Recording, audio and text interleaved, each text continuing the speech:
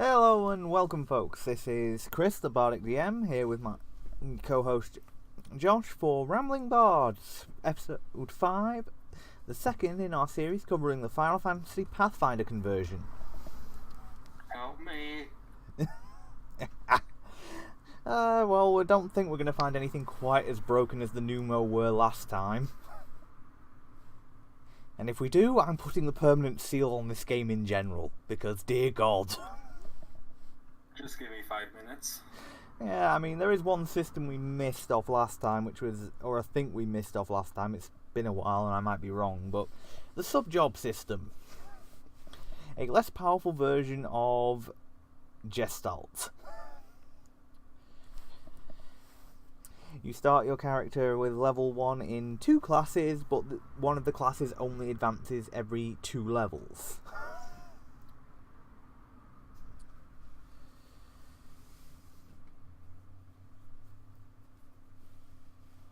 Let's see, and it does have some other changes. Let's see.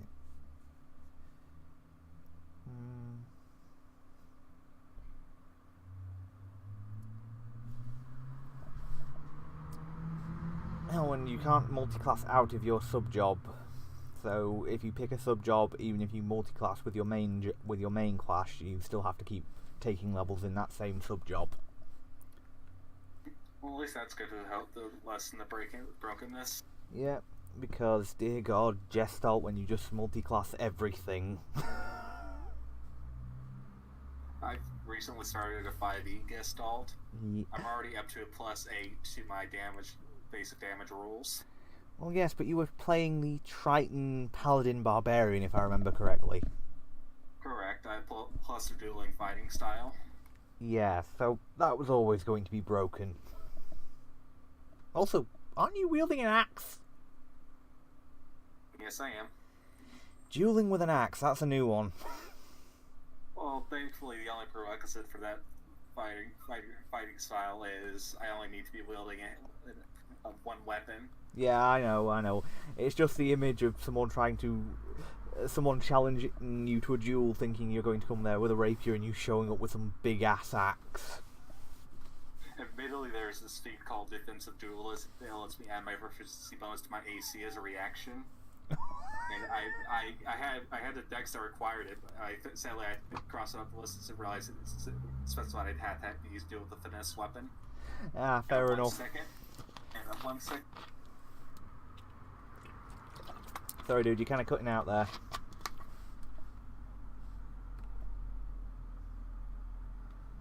Josh, you there? Hold on, folks. Okay. And I'm back. Ah, good. You cut out there for a second, that was all. Wasn't sure if that was you being called away or what. So, we're going to start with Josh's least favourite class in all of Pathfinder. The Fighter. Just so we can get it out of the way. Although I do think... piece of crap. Although I do think this version might actually be one you could get behind.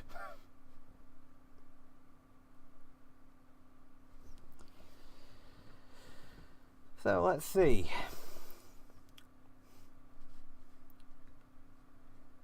Standard as Pathfinder for health, starting wealth, and class skills, from what I can see. Yep. Same. Full base attack bonus. Yeah. Same save. It's only good for it. Bad for us. Yeah. Now the abilities get into interesting. We'll start with, well, the weapon and armor proficiencies are the same. No, actually not entirely. This version of Fighter is not proficient initially with tower shields. Hadn't noticed that before. Guessing that's probably the Knight's purview then. From what I know of Final Fantasy anyway. So let's see. We'll start with the biggest weird oddity for this particular for this setting, the limit breaks. First level fighter receives the limit breaks Mighty Strike and Omni Strike. Mighty Strike. This limit break allows the fighter to make powerful attacks. For a duration of 1 round plus 1 round per 4 fighter levels after first level, the fighter gains a +1 competence bonus to attack and damage rolls per 4 fighter level. And all attacks are confirmed critical hits, provided that the attacks hit in the first place. If a critical threat was rolled, this is automatically confirmed. The limit break requires only a swift action. Well, that's not broken at all, is it? Not even remotely. And then we have Omni Strike. This limit break allows the fighter to gain an additional attack using the highest base attack bonus plus an additional attack per 4 fighter levels after first. These additional attacks do not require a full attack action to use. The limit break lasts for a duration of 1 round plus 1 round per 4 fighter levels after first. This required only a swift action. I think Mighty Strikes might be more broken, but I'm thinking I would probably use Omni Strike more often. Probably. No, imagine that. Imagine going a crit fisher in this. Oh, I'd rather not, thank you. I like my sanity. I like what little sanity I have. Still have some left? Well, don't think I ever had any to start with, but I think there's some that's leaked in via osmosis. And I'd kind of like to keep it at this. To run a Gestalt sometime. I wouldn't mind running a Gestalt. However, I'm not running a Gestalt in this. Okay, that I don't blame you with. No. I mean, Gestalt I can work with. I know how to deal with that. You treat the party as half as large again as it actually is, and you make any named villain Gestalt.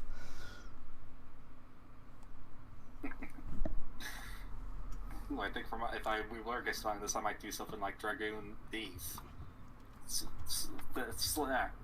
Actually, yeah. Do that. Just do that constantly. Leap into the air, turn invisible, drop back down again. Just repeating that constantly. Sneak attack again, using the fall attack, which is basically going to be 2 sneak attacks at the same time.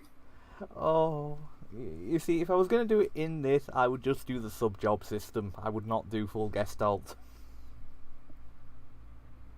Even so, at level 20, you also having a level 20 Dragoon and a level 10 Thief in the same body. Yeesh.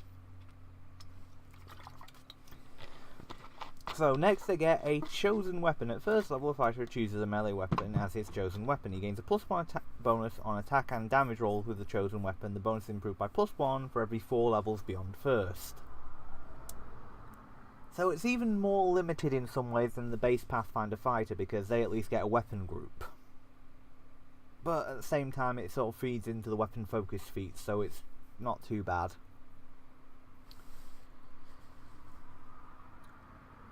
He then gets the Brawler's Martial Flexibility.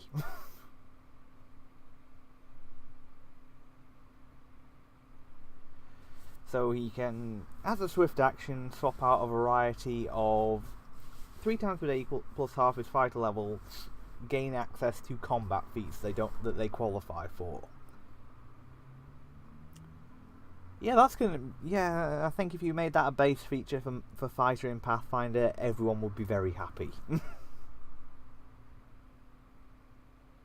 Josh, you there? It's not like they don't. It's not. I was just about to say there's not. It's not like there's not enough. It's not like they don't have enough feats already. Yeah. Well, the next bit they get at level 2, which is sort of the in place of armor and weapon. The main thing that replaces armor and weapon training. The fighter talents, which we will go over in a minute. We'll go over the rest of the normal abilities first. Basically, every 2 levels they get to pick a talent. We're not going to go over all of them, but some of them are quite juicy. At 3rd level, they get the Overhand Chop. When a fighter makes a single attack with the attack action or a charge with his chosen weapon, he adds double his strength bonus on damage rolls instead. So I'm guessing, so from the wording, it probably does work that way even with 2-handed weapons. Well, if I do ever do a Gestalt, do a subclass in this, I know what I'm giving my Dragoon. Fighter rather than Thief? Perhaps. Imagine all that. Imagine doubling all those bonuses to strength, considering I'm already going to be building 2-handing at speed. Yeah, that's going to be... Next we have Reliable Strike. At 5th level, a fighter may re-roll an attack roll, critical hit confirmation roll, mischance check, or damage roll as an immediate action. He must accept the second roll even if it's worse. The fighter can use this ability a number of times equal to 3 per day, plus a number of times per day equal to 3 plus his Constitution modifier. Alright. That's pretty badass. Backswing, 7th level. Every attack after the first one he makes with a with their chosen weapon adds double his strength bonus to damage rolls. With a two-handed weapon, 1.5 for times with a one-handed weapon, and full strength bonus on all off-handed attacks. Yeah, that's not going to get broken quickly, is it? Two-handed fighting, anybody? Especially with one of their talents. Yes, we'll go over that one in a minute because, yes, if you're going to pick a particular talent because you're planning to do a backswing build, there is one in particular you will want. Rapid attack. At 9th level, a fighter can combine a full attack with a single move. He must forego the attack at his highest bonus, but may take the remaining attacks at any point during his movement. In addition, a fighter that dual wields or uses a double weapon also must forego the offhand attack at his highest bonus. This movement provokes attacks of opportunity as normal. Damn, that's an improvement to the normal fighter. To be fair, that's not hard to say. For you, yes, but I like the fighter. I actually enjoy playing, the big old armoured tank build. So, yeah, I'll admit that is a badass ability.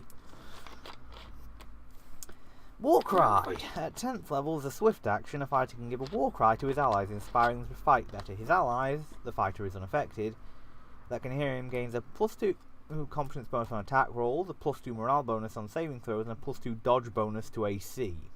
This effect lasts for 1 round per 2 fighter class levels. A fighter can use Warcry a number of times per day, equal to 3 plus his Constitution modifier. Okay, so you've got an element of the Bard in here as well.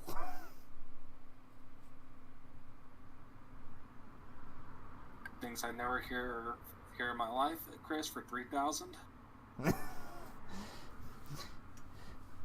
What, that we've got Bard mixed in with the basic fighter abilities? Yep. Well, there's an archetype, the Seasoned Commander, in Pathfinder that does something similar.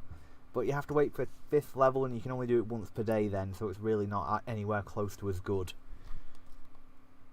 Then again, these abilities are kind of overpowered. Retaliation. Once per round, a fighter can make a melee attack as an immediate action against an opponent who hits the fighter with a melee attack, so long as the attacking creature is within the fighter's reach. Doesn't even use reaction, it looks like. Nope, just a free thing. Once per round, somebody hits you, you hit them back. Ooh, if it wasn't so high a level, that would be so brutal on my drug game. Yeah, why do I get the feeling that might be the reason it's at level 11? Probably. Just so you can't get it if you sub-job the fighter. I mean, I haven't looked at the rest, but I would guess that might be the reason. At 12th level, you begin unlocking fighter advanced talents. We'll go over them with the regular talents, see if there's anything of interest there. At 13th level, you unlock the pile driver. Hang on, I've just thought. I'm just looking through. Yeah, this version of the fighter doesn't actually get bonus feats. Oh, yeah. They get actual abilities instead of feats. Huh. I suppose the fighter talents take over the place of where the bonus feats would be, so makes sense. So, Pile Driver. At 13th level, as a standard action, the fighter can make a single melee attack with his chosen weapon. If the attack hits, he may make a bull rush or trip combat maneuver against the target of this attack. As a free action, that does not provoke an attack of opportunity. Ooh, that could get messy.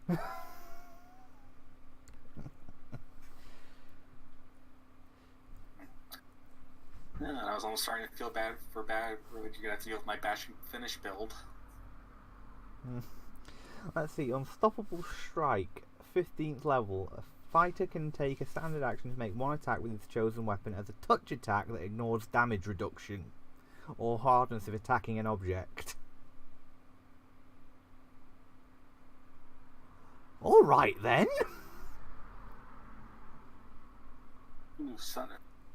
Ooh, now I'm just picturing a sundering build. Yeah, that's one thing. I'm just thinking it'd be quite funny with the right type of weapon. If you know you're going up against like a lot of demons at later levels, Demon Bane weapon, unstoppable strike using the mighty strike limit break.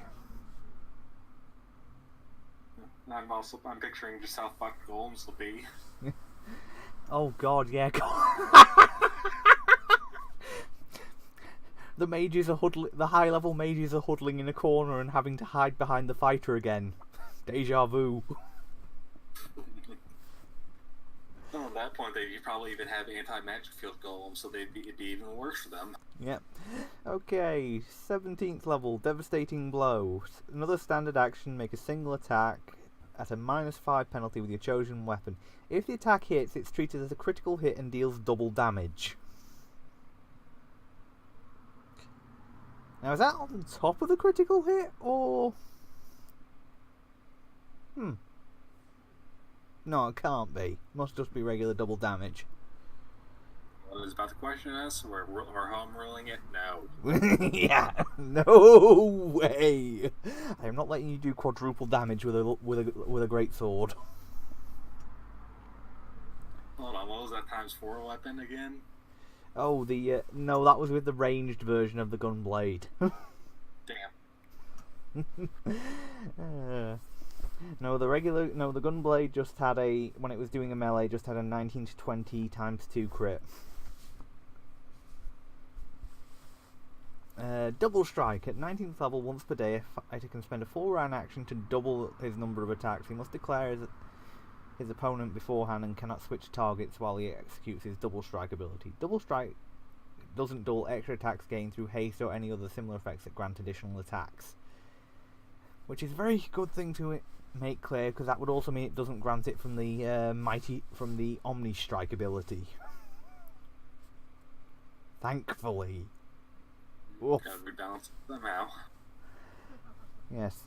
Weapon Mastery. At 20th level, the fighter has mastered his chosen weapon. Any attacks made with the chosen weapon automatically confirm all critical threats and have their critical hit threat ranges increased by 2. This stacks with improved critical or similar abilities, but is calculated after all the modifiers. In addition, he cannot be disarmed while wielding his chosen weapon. You can have a great sword with a crit range of 15. Dual wielding Titan Maul, anybody?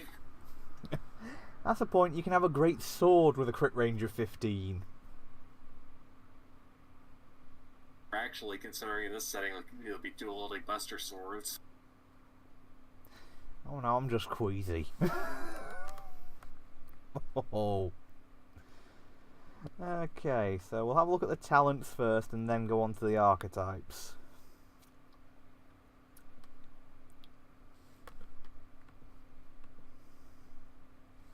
Alright, to start with the one that we were going nuts about, it was effortless dual wielder, requires to be level 6 and requires 2-weapon fighting. If the fighter's chosen weapon is a one-handed weapon, it treats it as a light weapon when determining his penalties for attacking rolls for fighting with 2 weapons.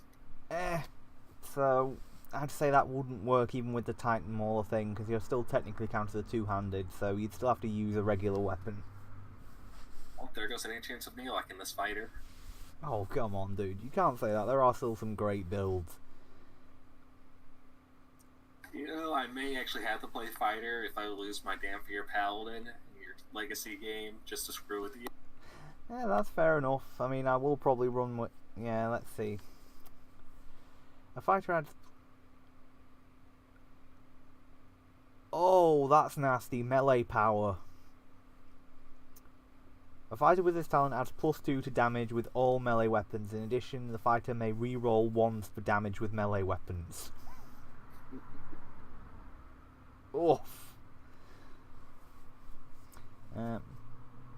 let's see. When melee defense, when wielding a melee weapon, a fighter gains a +1 shield bonus to his AC. The shield bonus stacks with that granted by any shield he wields. If fighting with 2 weapons, he gains a +2 shield bonus to his AC.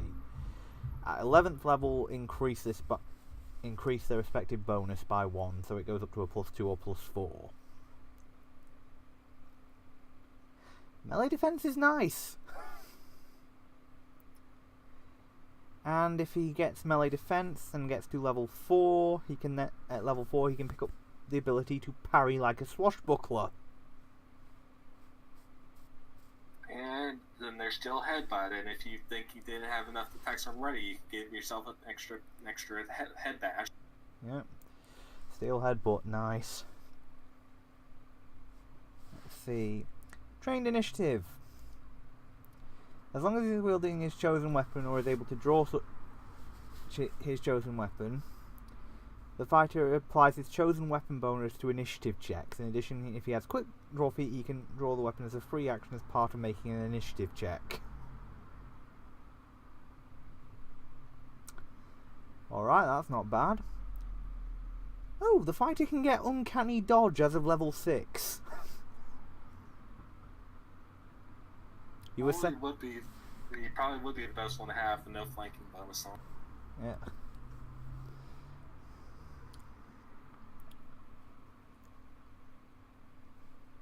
Let's see, and let's have a look at some of the... I mean, there are other abilities, but we'll be here all day if we decide to discuss them all. Let's just see if there are any standouts from the advanced talents.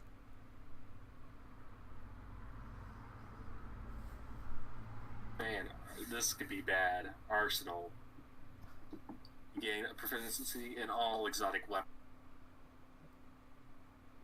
Yeah, and may change his chosen weapon as a full round action. Yeah, I can't see that going wrong at all.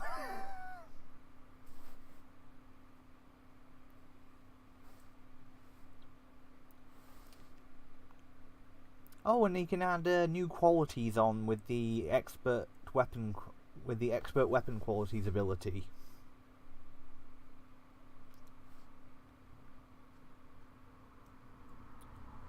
You can make any of your chosen weapons a thrown weapon, or have it deal double damage when wielded on a mount.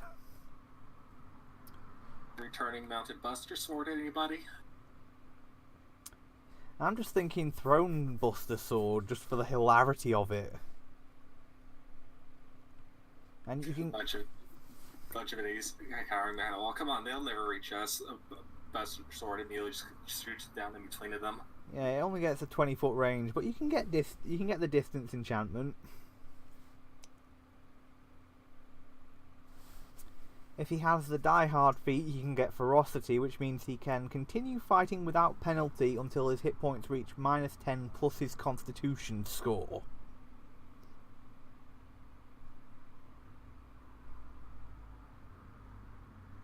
Oh, this could be mean. Take a look at Hustle. Whenever the fighter would be allowed to take a 5-foot step, he may take a 10-foot step instead. Any ability, effect, or rule that applies to a 5-foot step now applies when he takes a 10-foot step. Just have the black mage drop a wall of force and have him go at it. Yeah, and then of course we have the expert weapon reach. If your chosen weapon is a two-handed weapon, the fighter can treat it as a reach weapon, but can still attack adjacent foes with it.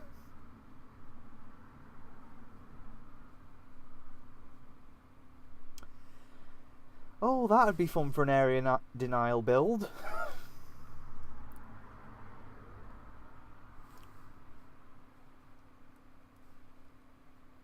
Oh, have you seen Indomitable? Nope, I was just looking at different stuff. Oh. Use your Constitution modifier for your will saving throws instead of your Wisdom.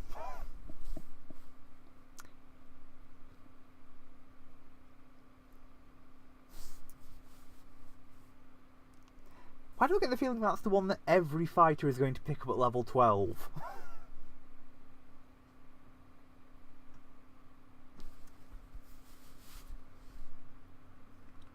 Okay, I'd say we can leave the fighter for now. Shall we switch over to the archer?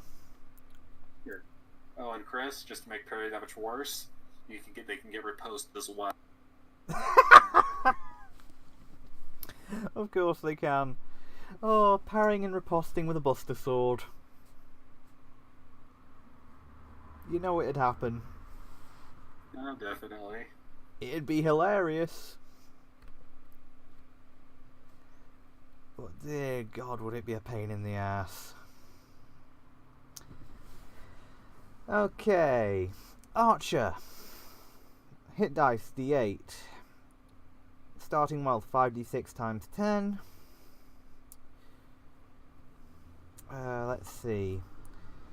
Class skills: acrobatics, climb, craft, heal, knowledge geography, knowledge nature, perception, ride, stealth, survival, and swim. Oh, we didn't cover the archetypes of the fighter either. Whoops, we're forgetting something. For the most part, it's reworks of mostly existing ones. The only exception being I think probably the warrior and the gunblade specialist.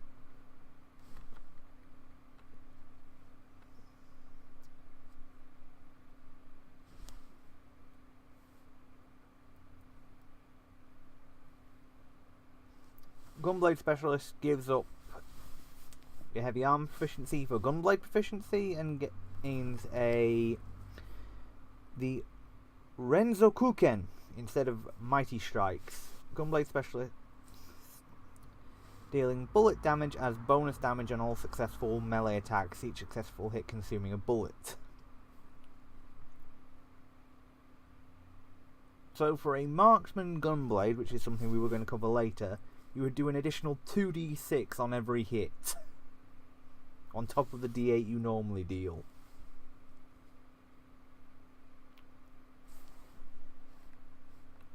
That's not broken at all, is it?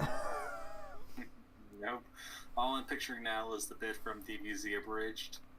This is the worst pain ever.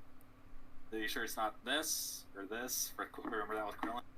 Yeah, there's a few other abilities, but a lot of them are taken from the gunslinger or the gunner class.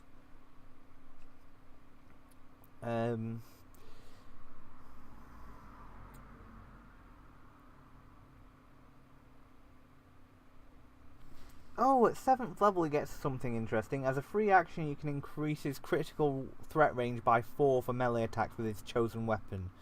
This stacks with improved critical and similar abilities, but is calculated after all the modifiers. If he does score a critical hit while using his ability, he takes a -1 penalty to his critical multiplier, typically reduced to 1 times damage. Okay, so you can increase your critical threat range but decrease your damage, but decrease it to just doing normal damage. What's the point in that then?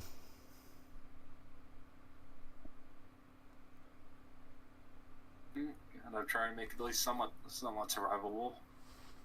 Yeah, I just don't get. As I say, I just don't get the point of it. You know, maybe if you've got critical based abilities or whatever.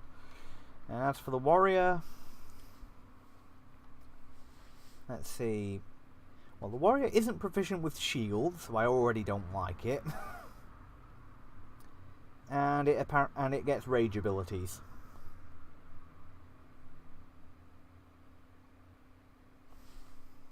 Oh, they need another archetype with rage abilities? Yeah, because they also have a version of the yeah, but this one actually gets rage powers as well.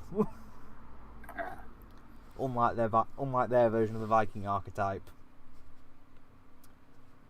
So, with those two out of the way, we'll go back onto the archer. So, it's sort of somewhere between the ranger and the slayer.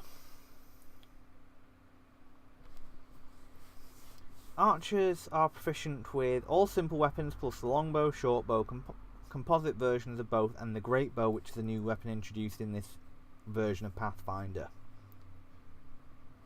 They have 2 limit breaks. Hail of arrows. It allows the ranger to shoot a single arrow into the area within 60 feet. As the arrow descends, it splits into hundreds of arrows raining down upon enemies. Enemies within a 20-foot radius of the indicated area the archer has chosen suffer 1d6 points of damage per archer level. A reflex save, DC 10 plus half the archer's level plus his dexterity modifier, can half the damage. That's not bad. True Shot Arrow. This limit break allows the archer to fire an arrow at any opponent at 3 times the maximum range without any penalties for the round. The archer receives a +1 competence bonus on attack rolls per archer level. If the attack hits, the damage is maximised. Wow, you do not want them to roll a crit on that attack, do you? No, you don't. Especially if they are using the great bow. It's basically basically a heavy crossbow with times 3 crit. Ugh. So, at first level, the archer is treated as having. They also get archery style, which means they get 3 feats as they go forward. They can either get deadly aim, far shot, focus shot, point blank shot, precise shot, or rapid reload, or rapid shot. Even if they do not have the normal prerequisites for the feat, the benefits of this ability apply only when they wear light armor. So that's every single person playing archer taking precise shot at level 1. Really, that's something they really need to do. Honestly, I'd wish they'd get rid of point blank shot in general, so just have precise. You mean like we did for the Seekers for Forging the New Gods? Yep, that's something I wish they'd do for a long. I wish they'd have done it for a long time. Yeah, but when Pathfinder was first doing it, they didn't want to change too much from 3.5 because, well, people were looking for 3.5 with slight modifications. Not. Yeah, but their feat trees are expansive enough, require enough as is. Oh, I agree. I agree that point blank shot is one of those things that you do not really need. I'm playing a gunslinger artificer in one of my campaigns. That feat has been bugging me from the moment had to take. Yeah, I can imagine. Next up is the ability Aim. At first level is a full round action. The archer can make one shot cam. The archer gains a bonus on the attack and damage roll when using bows and crossbows indicated on the archer class table above. In addition, starting at second level, the archer adds his precision shot damage and counts as a ready action for dead shot purposes, which we'll get into in a minute. Second level, they gain the Hawkeye ability, which is a +1 bonus on perception checks, and the range increment for any bow or crossbow he uses increases by 5 feet. These bonuses increase by +1 and 5 additional feet for every 3 levels beyond second. Okay, that's nice. That's very nice.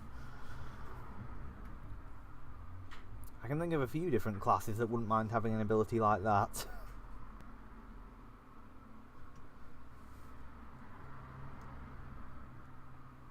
Oh, thank God they did something I've been begging for since before I found 5e.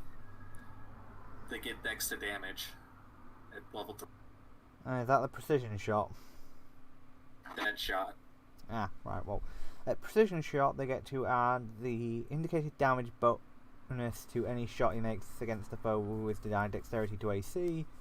This extra damage is 1d6 at second level and only applies when the archer uses a bow or crossbow while within 30 feet of the top. So basically they get sneak attack. Against flat foot. They basically get sneak attack only without the flanking option.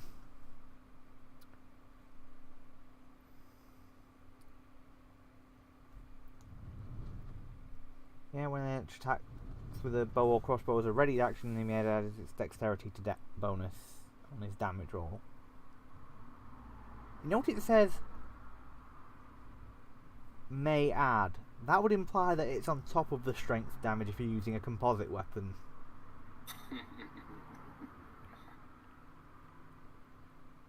I'm going to have to see if I can find a clarification on that one, because I'm not sure how that one's supposed to work, and that could get dangerous, although considering you have to have done it as a readied action, I'm thinking it probably is meant to be additional.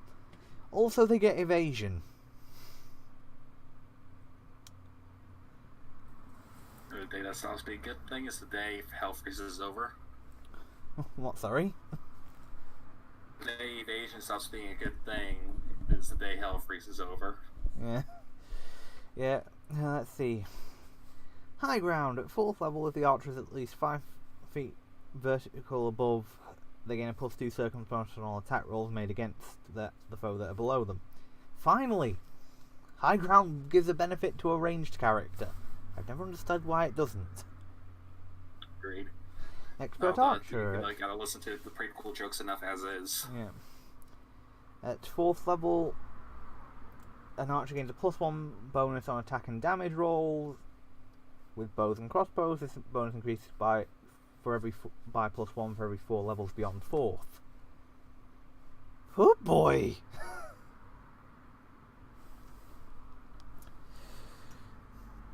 Yeah, that's not going to be scary at all, is it? At 5th level, an archer's aptitude for his archery improves. He is treated. So we add improved archery style, which allows crossbow mastery, improved precise shot, parting shot, and many shot as options.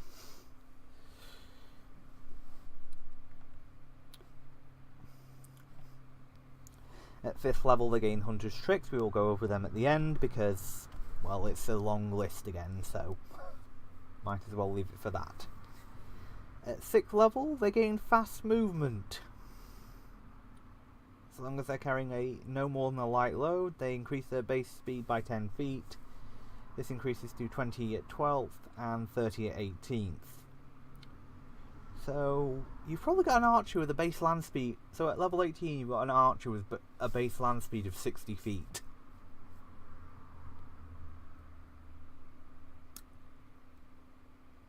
Well, nobody's catching that ranged fighter. No, just give them some boost speed and they'll be done. Yep. And yeah, no, can't catch that one. Trick shot. An archer can choose one of the following actions: disarm, feint, or sunder. He can perform the attack with a bow or crossbow at any target within 30 feet with a -4 penalty to his attack roll, and basically gets to apply that combat maneuver. Well, this Gestalt, if this ever is a Gestalt, how the range row sounds pretty nice, right? Yeah, and improved dead shot. At 7th level, when an archer attacks with a bow or crossbow as a readied action, his target is denied its dexterity bonus to its AC.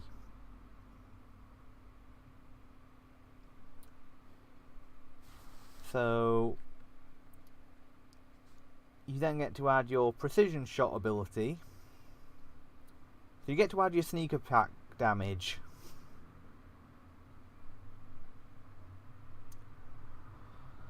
Additionally, on top of your dexter damage.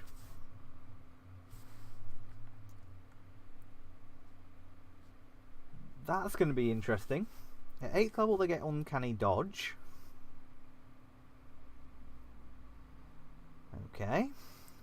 Weird to see evasion come in before uncanny dodge. I think that's the first time I've ever seen it arrayed that way in any class. Yeah, that is a bit weird. But I suppose you're going to need evasion probably before you need uncanny dodge if you're playing an archer, because you're more likely to get the spells sent at you. Safe shot. The archer no longer provokes attacks of opportunity when making a ranged attack with his bow or crossbow.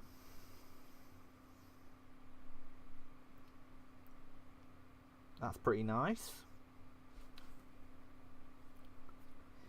Archery style mastery. At 10th level, you add pinpoint targeting and shot on the run to your options of archery style feats. Again, pretty good. Ranged cleave. When an archer deals enough damage to a creature with a bow or crossbow to drop the creature below 0 hit points, the archer receives a second attack against another creature within half the weapon's range increment of the first target. If the second target is dropped below 0 points by this attack, the archer may take a third attack against another creature within 1/4 of the weapon's range increment from the second target, and so on. The maximum distance between potential targets is halving each time a target is successfully dropped. Yeah, that's not broken at all, is it? With all the other abilities. Distance crossbow sounding very nice as well. Yeah. Yeah, let's think about another system. Never mind. Yeah. Longbows are still a better range. Well, yeah.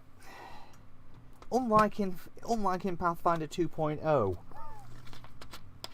where crossbows are better. At least in the version I read. Still need to download the latest version of that. It's a rant for another day, man. Yeah. Improved evasion at level 11, along with ranged cleave.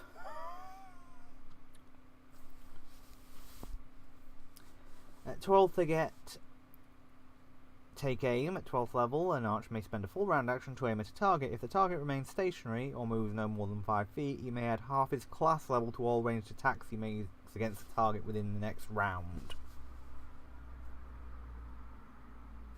Ouch. These things be nasty. These guys will be masters of ambush master. Yeah. Oh, evasive archer. At 13th level, an archer gains a +2 dodge bonus to AC against ranged attacks. This increases to +4 at 17th level. And now here's Chris's nightmare. Critical aim. At 14th level, an archer's aim becomes a precise deadliest. The crit range of all bows and crossbows in the hands of the archer increased by 1. At 18, this increases by 1 again. This increase stacks with improved critical and keen. Oh, it gets even better. Braces of the considering I used the pre-nerf version of the braces of Falcon's aim.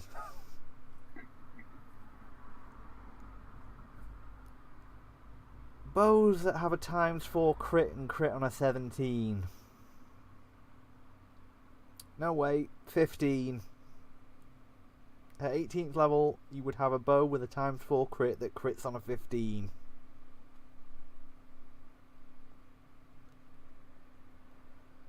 Oh, that's just nasty. Funny, but nasty. Ugh. Well, you're going to enjoy the level 20 ability.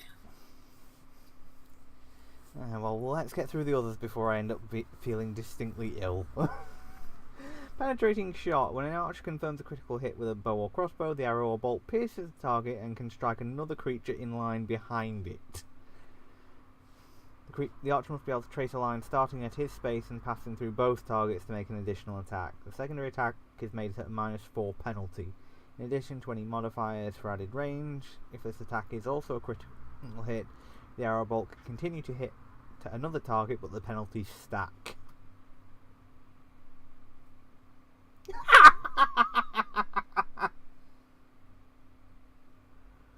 Oh, that in combination with ranged cleave is ridiculous. Dear God, how long could how long could a turn for an archer with good rolls get? You'll see when they play. Are you now thinking of playing an archer? Perhaps.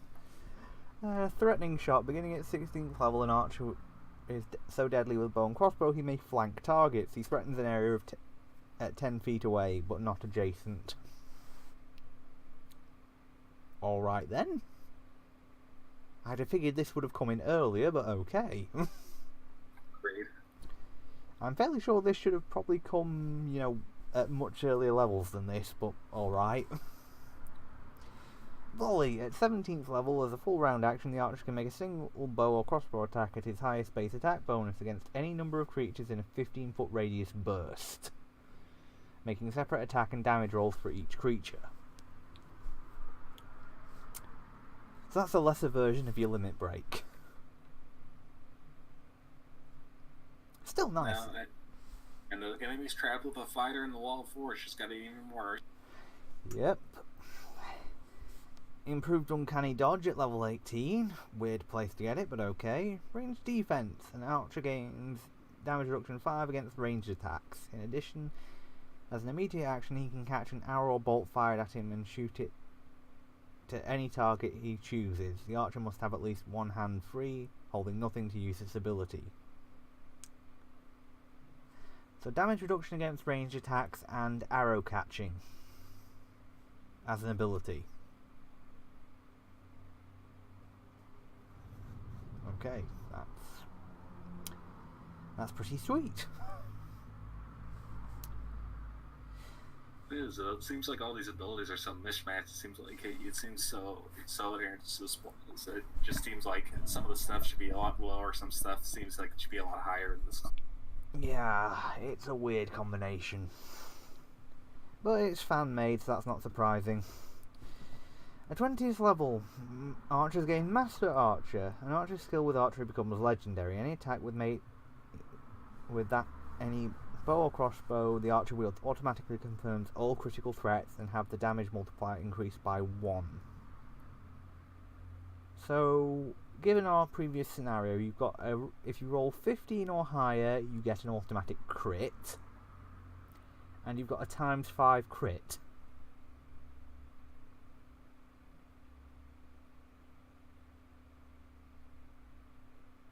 Oh, and in addition, he can't be disarmed while wielding a bow or crossbow.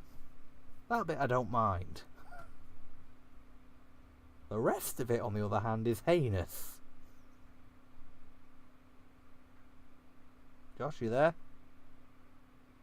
Hold on. Sorry folks, I think we might have lost Josh. Yeah, he's muted. Must be dealing with something at the other end. Fair enough. There's only a few archetypes. The Arcane Archer, Battlefield Minstrel, Dwarven Crossbower, Hawkeye, Ranger, Skirmisher, and Sniper. I'm most interested by the Arcane Archer because, yeah.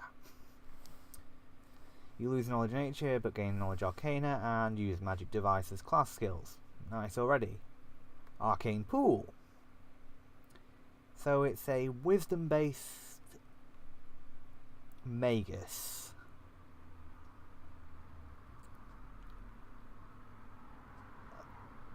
But you lose your precision shot. Okay, let's see what your arrows can do. You can either... Okay, so there's a few different ones. See if there's any that stand out.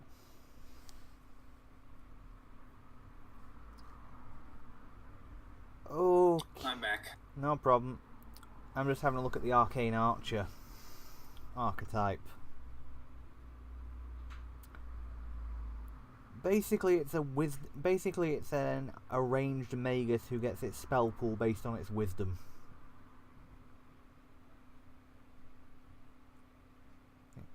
Sorry, will do. Sorry. So yeah, that could be pretty good. But we'll go back to the talents now.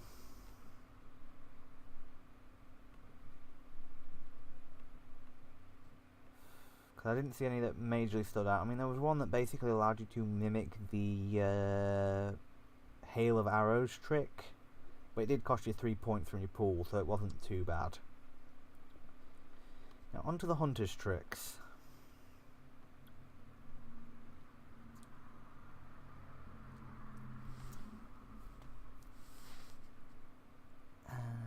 Archer's Council. As a swift action, the archer can grant all allies within 30 feet of that are within line of sight and can hear him a +2 bonus on skill checks with a single skill of his choice.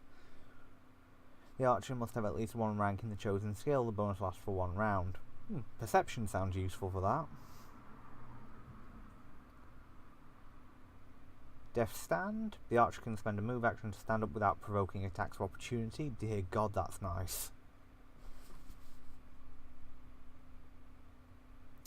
There's not as many impressive abilities here. Anything you're seeing that looks particularly good?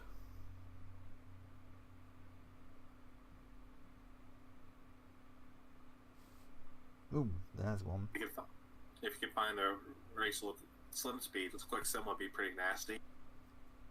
Yeah, true. Swim at its full speed as a move action without penalty. Yeah. Let's see.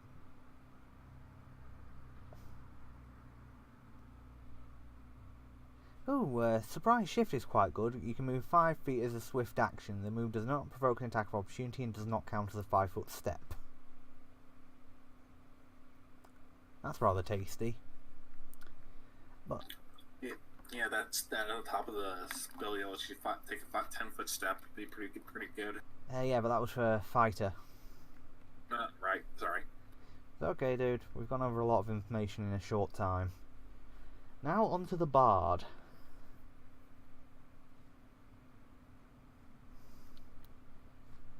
For the most part, information is the same as. For the most part, looks to be the same, apart from you get something called jingles, a minor aura, and your limit breaks.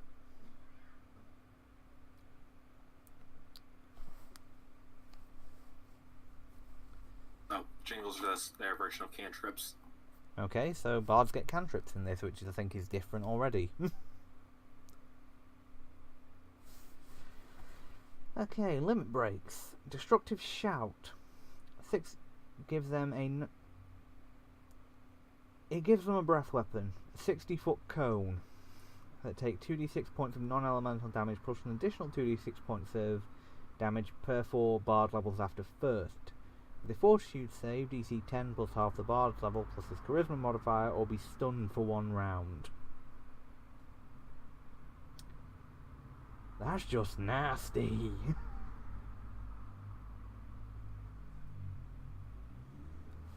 Soul Voice. This limit break allows the bard to be able to perform songs with double maximum variables for a duration of 1 round plus 1 round per 4 bard levels after first. Each song performed during the duration has all variables and effects maximized and doubled, as well as song duration. This limit break requires only a swift action. Yeah, that's pretty brutal in and of itself, isn't it? Considering songs just their version of spells, it's pretty much just free meta match. Yeah. Let's see, auras. Let's see. One minor aura starting at 4th level and one major. And starting at 4th level, one major aura at a time. Projecting an aura is a swift action. The aura remains in effect until the bard uses a free action. So let's see what the minor aura can do. You can either... Let's see. Minor aura can either bonus on rolls made to confirm critical hits, bonus on combat maneuvers, bonus on individual saves, bonuses on rolls to overcome spell resistance, bonus to armor class against attacks for opportunity. So it's minor circumstantial bonuses. But not bad. See, what's the bonus equal to? It's actually scales on the table, so... Where is it? Oh.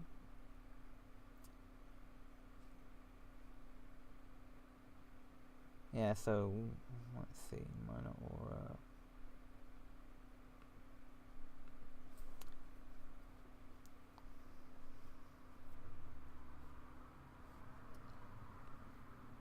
Oh, and they're all morale bonuses, so not that great anyway, because they don't stack with your inspires.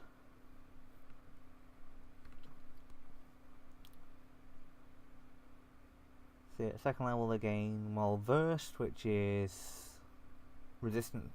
2nd level the card becomes resistant to the bardic performance of others and sonic effects in general. Gains a +4 bonus on saving throws made against bardic performance, sonic, and language dependent effects. That's not bad. I was going to say, you do get the standard other abilities of a bard, but we're just going to go over the new ones rather than go through everything. Anything you've spotted that sounds particularly juicy so far?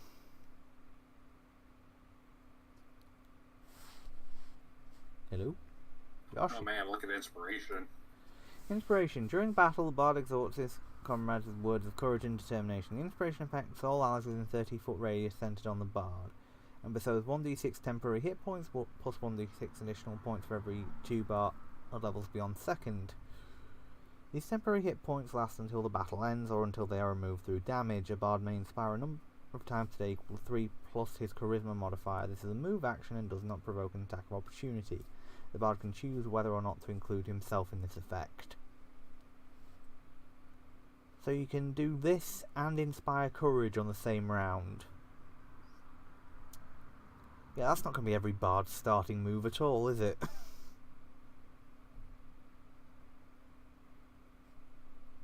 Oh, yeah. The bard is just going to be as insane as the rest of the classes. Maybe more so. I mean, take a look at Troubadour. At 3rd level, as a swift action, the bard can double the duration of the next song the bard performs. The bard can use this ability a number of times equal to his charisma modifier. 3. Prolonging metamagic.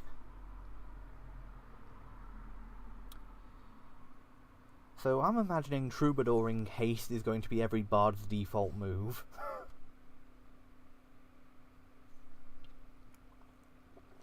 Probably. No, we're just getting less unlikely we're ever actually going to get Chris to play this now. Because I've actually looked through some of the monsters and dear gods. Some of the monsters are at higher levels than I'd expect, because I think the Behemoth's something like a CR13. And yes, to those of you who have played Monster Hunter, I know it's an absolute beast in there, but I'm not sure if it'd still apply for this. Really depends on the game. Yeah. The major auras, however, are just nasty. Again, it's a morale bonus, but that increases every 4 levels. Well, let's see. You've got either damage reduction equal to the bonus on damage rolls, attack rolls, armor class, increasement to movement speed equal to 5 feet times the amount of the bonus the aura provides, bonus on all saves, elemental resistance equal to the bonus the aura provides, or bonus on ranged attack rolls. I'm thinking the major aura is always going to be armor class. Mm-hmm. Look at additional song, simultaneous spellcast. Hold on, additional song, isn't that like 20th level ability or something? Nope. Look at level 5. Level 5, a bard can perform an additional song, allowing him to perform 2 songs. At 10th level they can perform 3 songs, and at 20th level 4 songs. You can maintain 4 spells simultaneously at 20th level.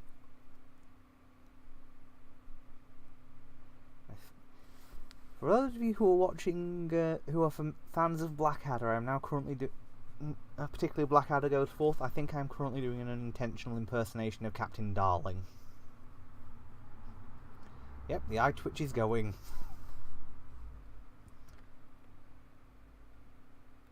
Oh dear God. Bard as a sub-job would be broken as all hell.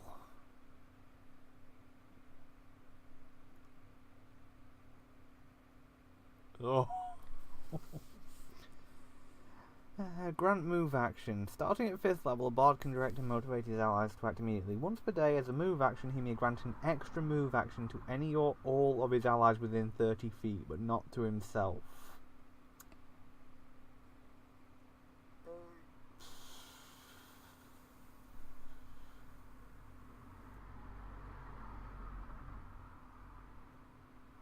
I just received a news report. Apparently, everyone in England has gone deaf from some sort of shout.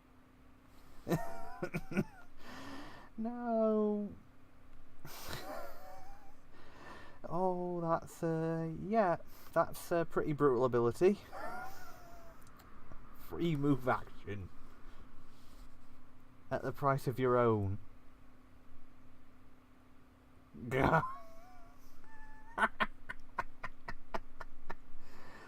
Oh, God damn. Skilled performer. You get a flat +3 bonus skill points. +5 bonus skill points to any performed skill at 7th level. And it scales. Yeah. And considering you make a perform check instead of considering you make a perform sing check in order to instead of a concentration check, why do I get the feeling this is always going to go into perform sing?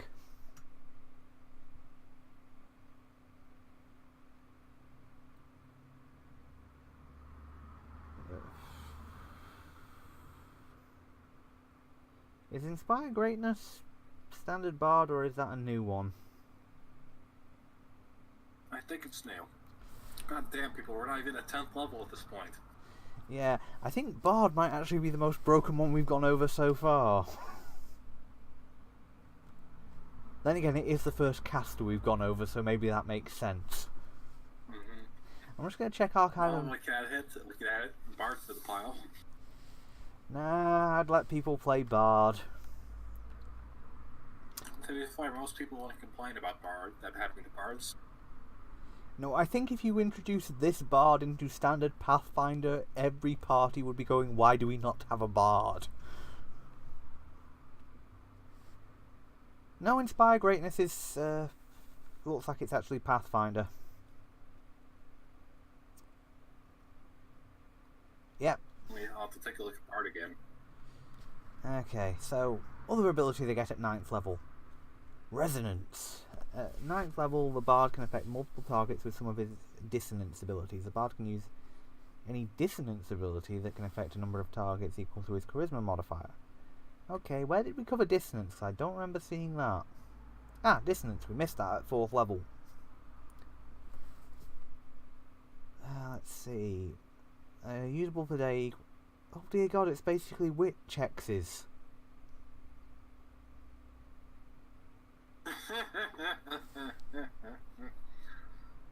The Bard gets witch hexes.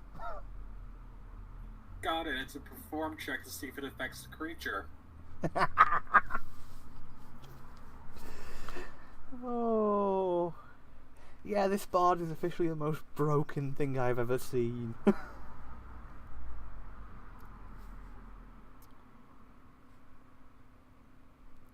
Oh dear God. Clear Mind, 10th level.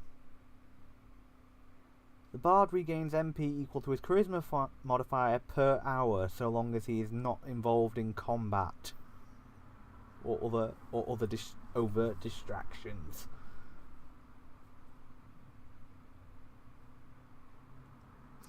The Bard has actual MP regen.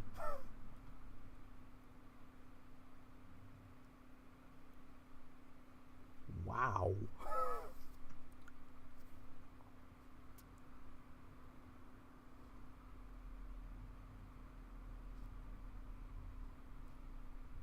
And Encore is just silly.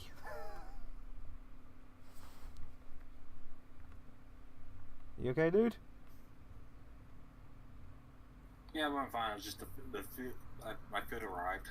Fair enough. Encore. Good. At 11th level, a Bard can maintain their Bardic performance from the previous round without using up another round of his daily allotment of Bardic performances, a number of times equal to their charisma modifier. So the Bard can get 3 rounds of their Bardic performance.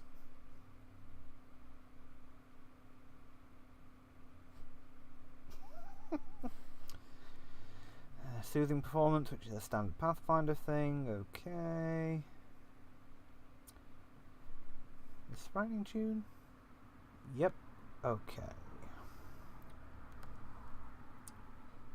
Spy Heroics. Yep, that's okay. And then suddenly at level 18, all Bards become Necromancer.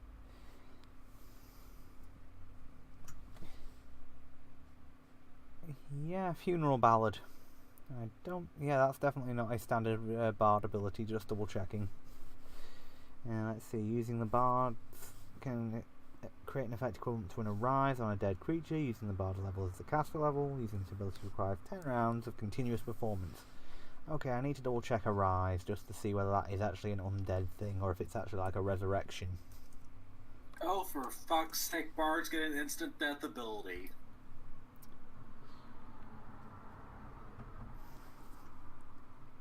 Yeah. They just have to be within 30 feet and fail a will saving throw, which is DC 10 plus half the Bard level plus their charisma modifier.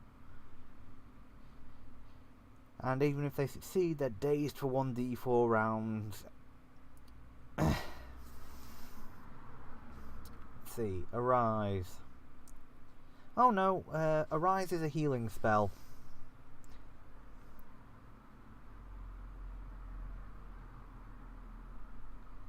Yeah, basically, if they've been dead for less than a minute, 18th level of Bard can resurrect them at full health.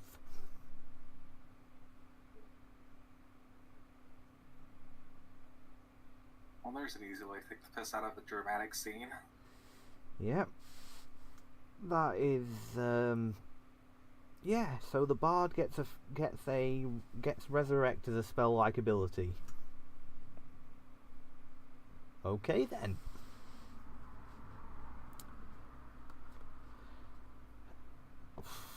I open up the archetypes and I just find it hilarious. You know, because the bards actually have an archetype called Princess. I haven't looked at it yet, but I still already find it hilarious. Yep. And they basically get to be the Dragonborn from Skyrim as well, with the Dragonkin archetype.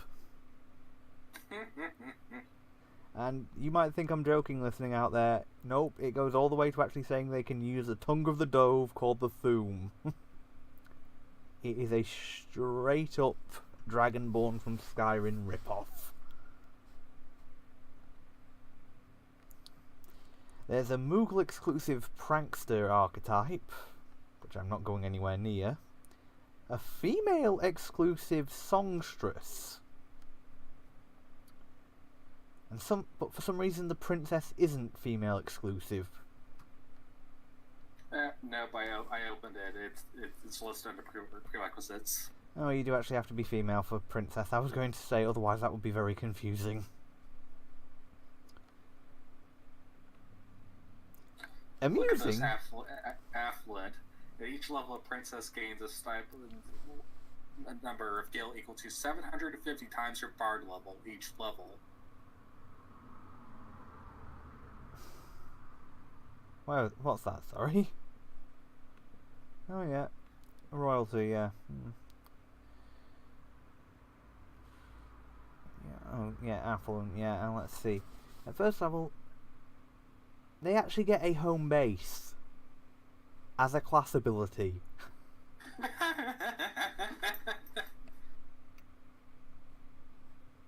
That is well, if I ever decide I want to run Kingmaker, I know what system I'm running it in, and somebody is getting stuck with the princess class. Oh god, that'll be brutal. Well, I've now got to convert Kingmaker for Final Fantasy Pathfinder. Chris, you can cancel the Legacy campaign now. I know what I want to play. I've just had a thought. You know how you said we need to do? You guys want to do a survival and base building campaign for the interim? Yep. Final Fantasy Kingmaker.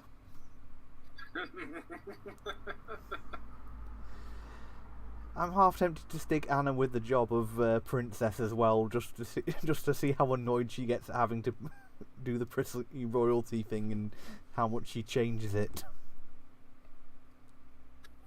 I would bet money on. She'd probably jump on this.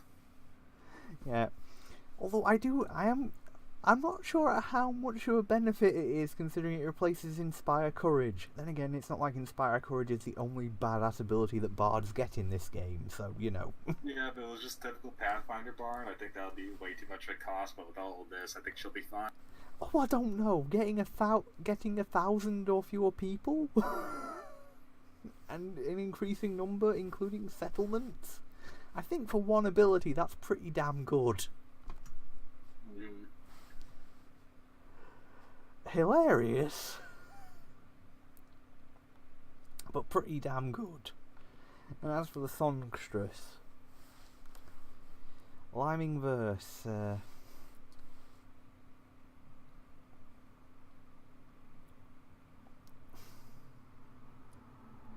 Oh, well, the first ability that songstresses get is that she can make evil outsiders glow when within 10 feet of her.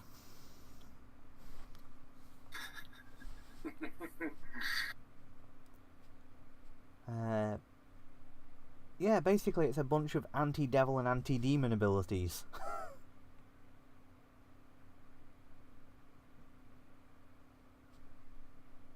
And at 18th level she can make a performance with the Shattering Crescendo ability, which models the Esuna spell.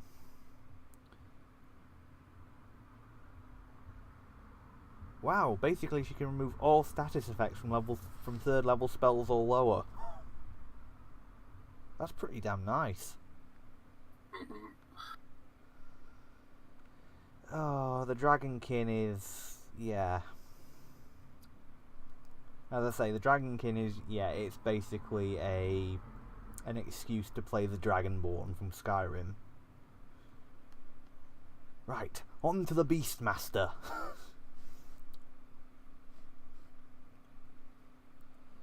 The bastard child of Barbarian and Ranger.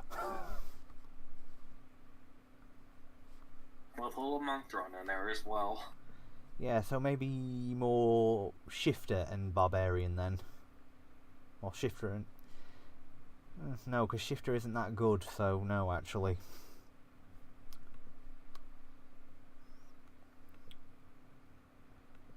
The Shifter the Beastmaster does in fact get rage powers. We'll go over them in a minute. It gets a D10 of health, so it's not quite as tough as the Barbarian. 3d6 times 10 starting gold. Acrobatics, climb, craft, handle animal, heal, intimidate, knowledge nature, perception, ride, stealth, survival, and swim as class skills, and 4+ intelligence modifier as a skill, as its skills per level. It gets a full attack bonus, good fort and ref saving, and a bad will saving throw. Gets rage and animal companion at level 1. That's not broken at all, is it?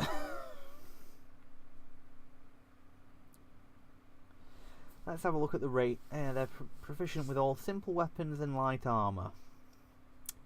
Let's be blunt, you will not be using simple weapons if you're playing a Beastmaster, most likely.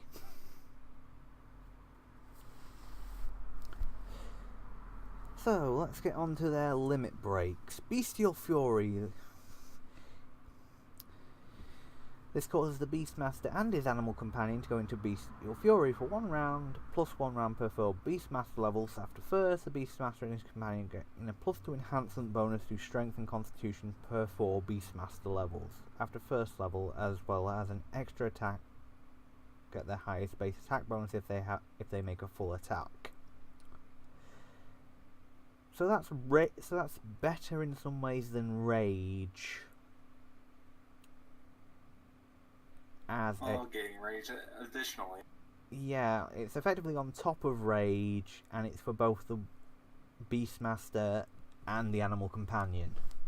Woof!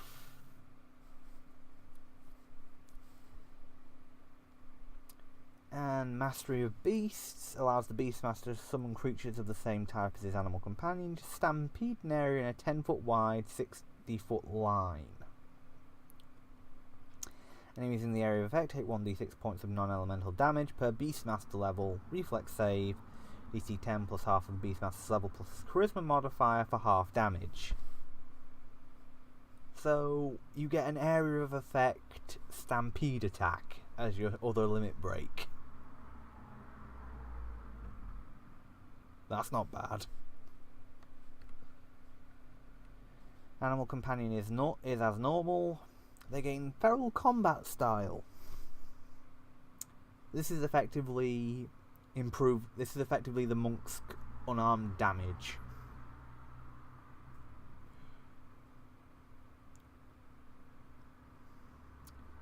Well, with the as for normal rage, pro-normal rage powers as well. Yeah. Gains number of rounds. +2 bonus on melee. It is, however, the Unchained Barbarian's version of Rage. At least that's good. Yeah, it's good. not an outright stat bonus, just bonuses to attack and damage, so sort of the same thing, but means that you can get it even higher with the Bestial Fury ability. True. Empathic Link, the bit gains an empathic link for a distance up to 1 mile.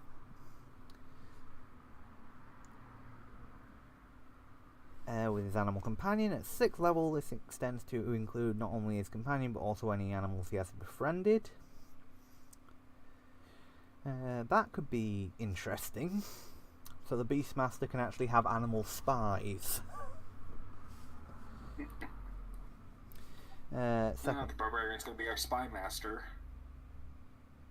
Just constantly has a legion of squirrels reporting to him all day, every day. Well, it's only within a mile, so it's more of a early warning system. Security squirrels. We found Anna's dream. Oh dear, yes, Anna will not play princess, not for all the money and food in the world. She will want to play the squirrel controlling Beastmaster. Nature Sense. At 2nd level, a Beastmaster gains a +2 knowledge bonus on knowledge, nature, and survival checks. Not bad. Not great, but not bad. Woodland Stride. As usual for at 3rd level, same as Druids and Rangers. Alertness. Gain alertness as a bonus feat at 3rd level. They get track at 4th level. Kind of a weird place to get it, but alright.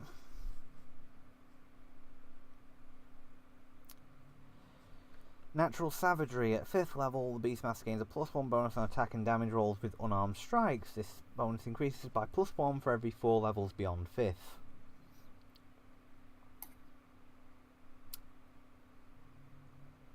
So yeah, you get a natural bonus. So again, you are not going to use your weapons if you're playing a Beastmaster. You're just not. Speak with animals. At 6th level, the Beastmaster gains may comprehend and communicate with all animals, magical beasts, and vermin. That's useful. They gain Trackless Step at 6th level. Oh, that could make it scary to deal. Oh god, can you imagine trying to deal with one of these things if you're fighting in their territory? We're just gonna have an entire tribe of them as our enemies. I was thinking funnier. Troll Beastmaster.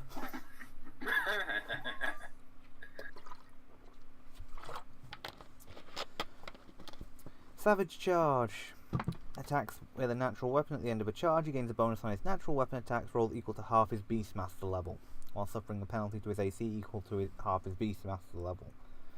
These replace the normal roll bonus and AC penalty for charging. I'm not sure I like that. Could be worse. It actually could be very, very bad considering it also counts. You could also be able to add this checks onto an attempting to bull rush. Run. It does. That's what I know. That's what I was saying. Yeah. 8th level, they gain Scent. At 9th level, they gain Quarry, which is kind of early because normally that's a Ranger's 11th level ability.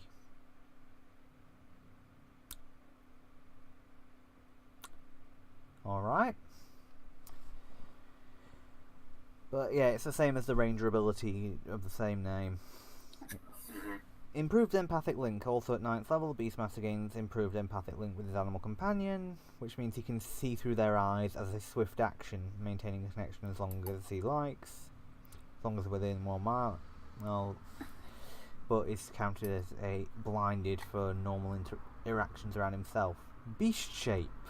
At 10th level, the Beastmaster gains the ability to turn into the same form as his animal companion at will. In the form, Beastmaster gains the following abilities if let's see if it has any. So it can potentially gain a climb or fly speed, a swim speed, dark vision, low light vision, scent, grab, or pounce and trip. Oh dear god, you do not want this guy to have a cat animal companion.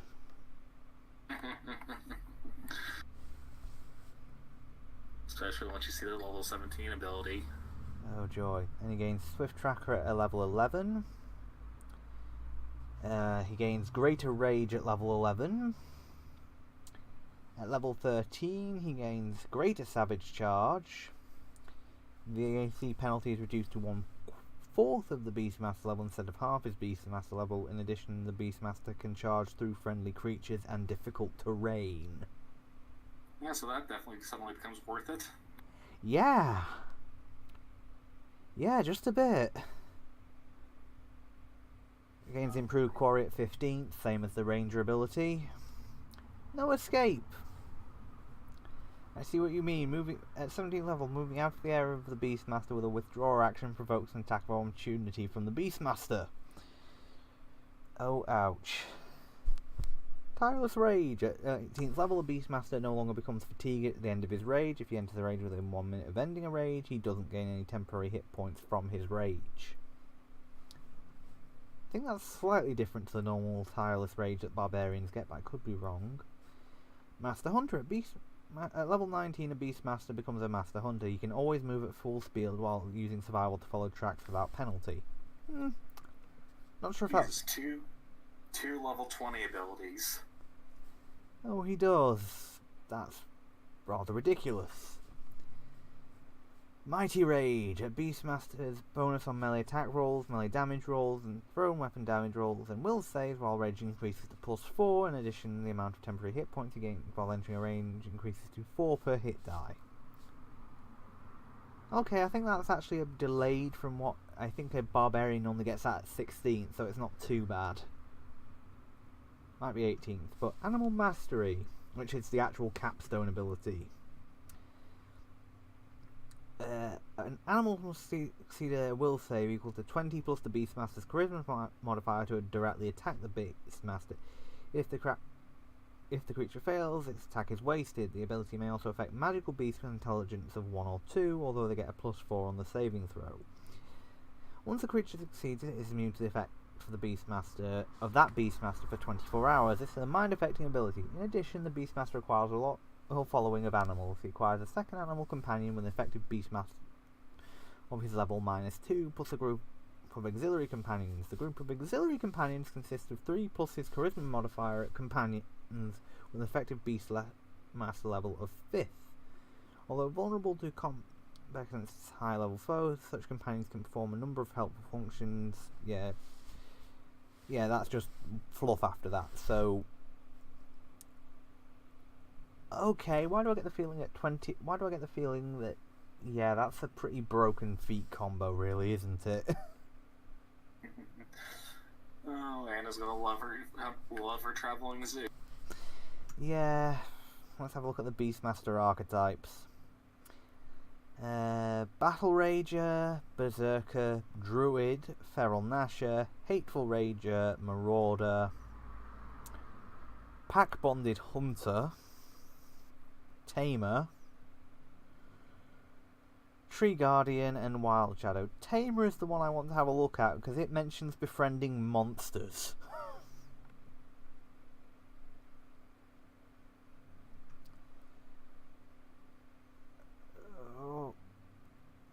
You literally become a Pokemon trainer. You beat me to it, man.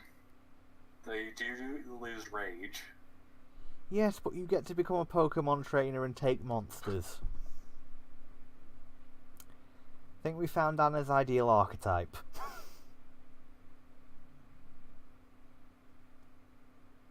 Right, on to the Black Mage.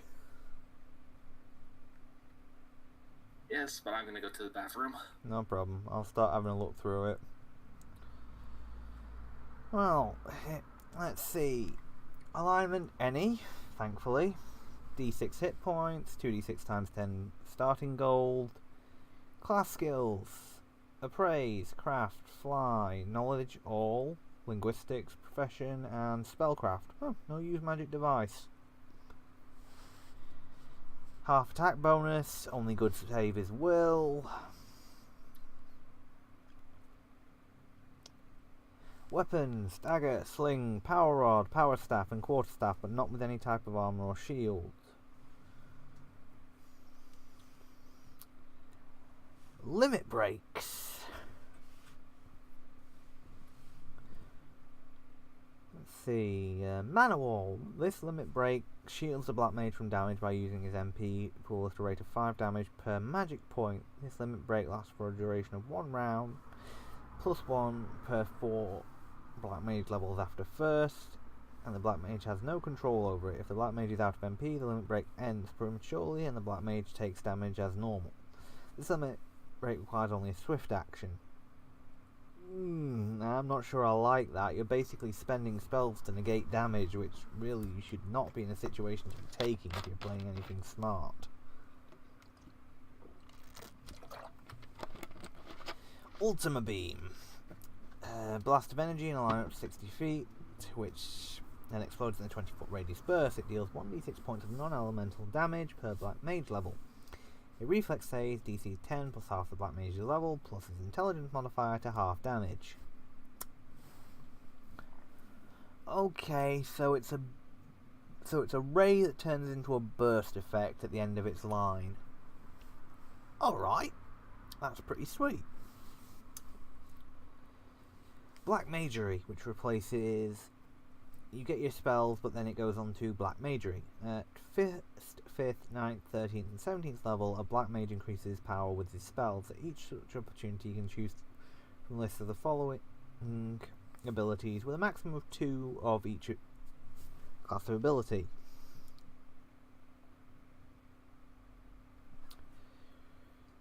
Okay, Elemental Mastery increases the Black Mage cast level by 1 for all spells with an elemental descriptor. Wow, that's broad. Increased damage. This increases the damage spell the Black Mage casts by 1 extra die for their appropriate type. This allows you to overcome any damage cap a spell might restrict you to. I'm glad they limited it at 2 because that is broken. Spell Mastery. This increases the DC for all the Black Mage's spells by 1. Spell Penetration. This is the Mage's caster level check by 1 made to overcome a creature's spell resistance. It stacks with Spell Penetration feat. Okay. Spell Proficiency. Black Mages are considered to have the Precise Shot feat when casting spells or using any magical items that require a ranged touch attack. That's pretty sweet. Cantrips as standard for spellcasters. I'm back. Okay, alright. Go on to Black Mage and have a look at the Black Magery. It is... woof.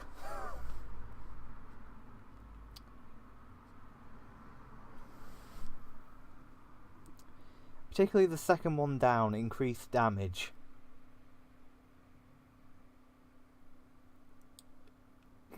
I'm so glad it is limited to 2 of each instances of each spell of each option max.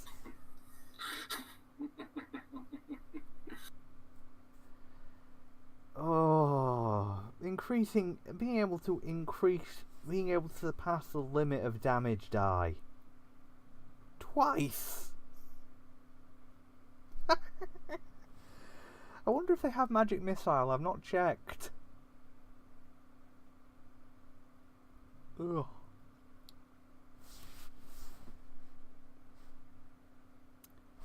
That's the point. You can get that at first level. You can have every one of your first level spells doing a minimum of 2 dice. Yeah, but at higher levels it's not going to be that bad unless you're using stuff like Scorching Ray. Well, it's going to be pretty bad at most levels, I would say. I mean, 2 extra dice is...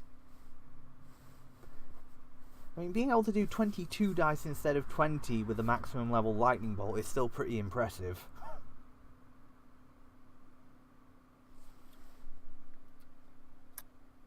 You there, dude? Yeah, but it's just, I don't think it's going to be, I don't think it's going to be all that bad, at least comparatively. Yeah, and they get a precise shot, and they're treated as having precise shot for ranged touch attacks. Thank fucking God. Yeah, that is one thing I would not mind giving spells in general. Then they go on to cantrips, which are standard as usual, with the exception of them using the spell point system, which, as we've already discussed in our previous episode, is broken as all hell. Elemental Shield. The Black Mage can use his knowledge of the elements and shield allies for a brief duration. As an immediate action, a black mage can shield himself and allies within 30 feet from elemental damage, gaining elemental resistance equal to the elemental shield number to all elements for the round. And then we use this a number of times per day equal to 3 plus his intelligence modifier.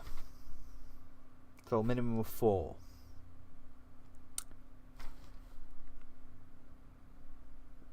It starts at 2 but goes all the way up to 20 at maximum level. And increases by 2 every 2 levels.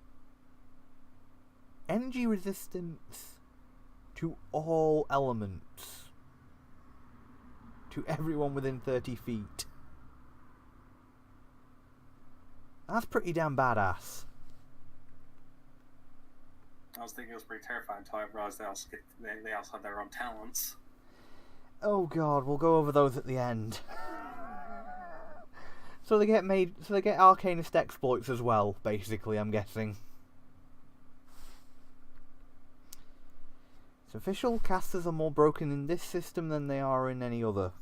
Which is saying something for a 3.5 incarnation. Dark Affliction. At 3rd level, any black magic enfeebling spell the black mage casts provide a penalty to saving throws against the status effect. That status effect equal to the spell level of the spell for 1 round.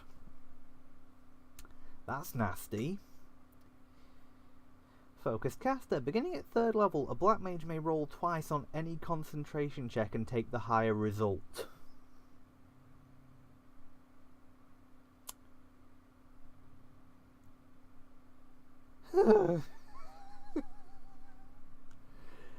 Well, this would make casters interesting to deal with, wouldn't it?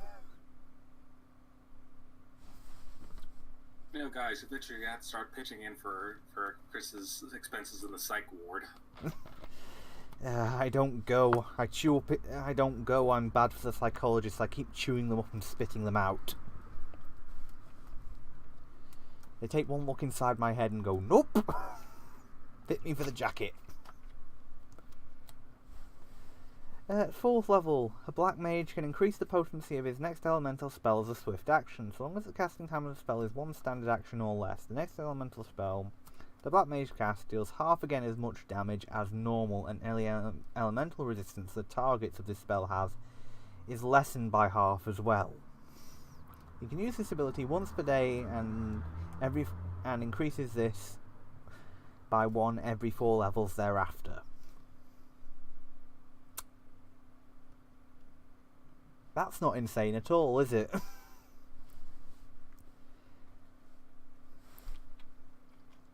Oh, it's bad enough. It's bad enough in 5e.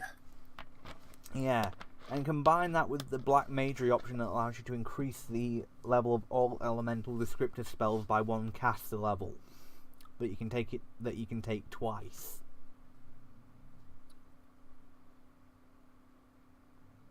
Oof.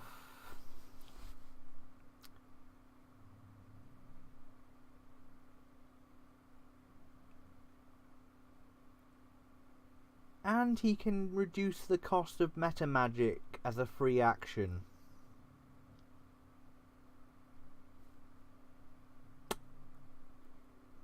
Well, maximize intensified fireball. Yeah, well, you've got to remember in this system, meta magic is just paying additional MP.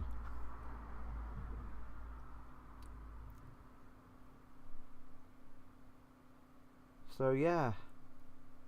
Arcane Knowledge. Beginning at 7th level, Black Mage adds half his class levels, minimum 1, to all knowledge skill checks. This is the Black Mage officially stepping on the Bard's toes. To be fair, most Bards generally deserve a little toe stepping. Particularly in this system. Actually, that's the point. In this system, would you want to risk stepping on their toes? Fair point. Bards are scary in this system. More so than usual. Oh god. Chris, look at level 10 abilities.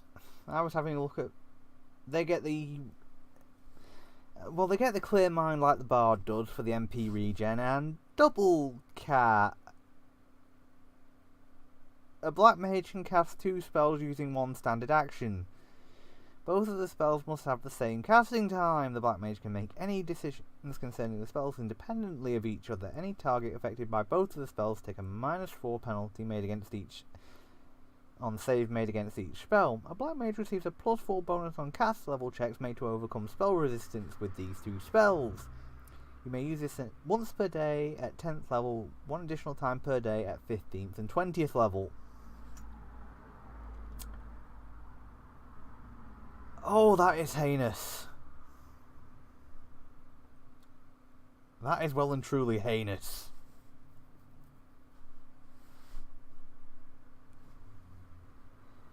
Let's backtrack and try and ignore that for a second and have a look at innate spells, which I'm sure will be just as bad.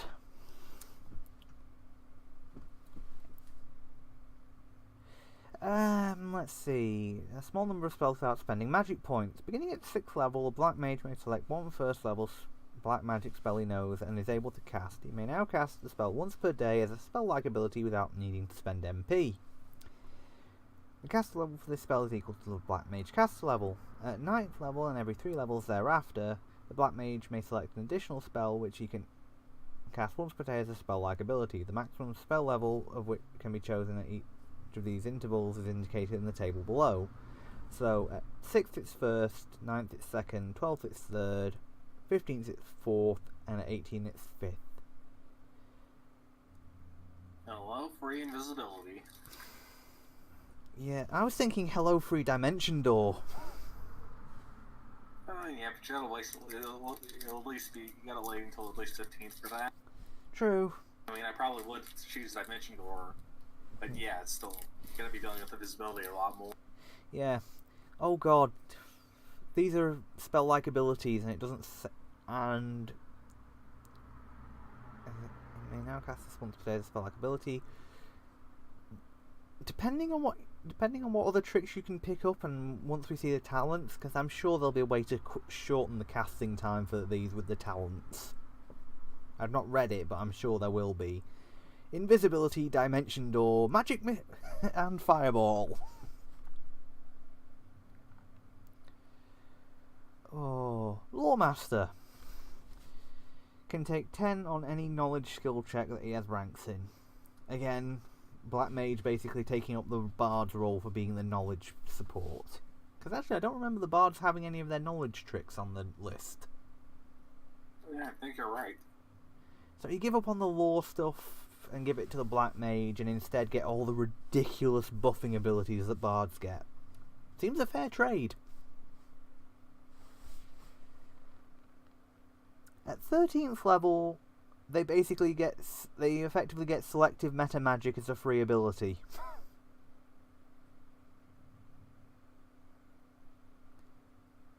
They can choose one person per point of intelligence bonus to exclude from an area of effect spell cast.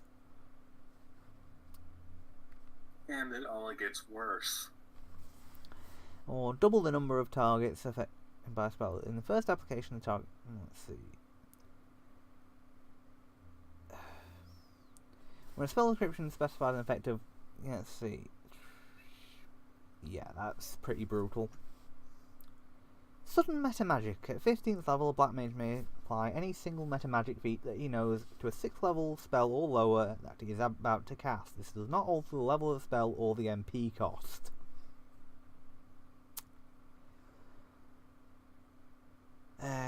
You may do this a number of times per day equal to your intelligence modifier. So a predetermined number of free meta magics. Guy. Let's see, at 17th level, a Black Mage.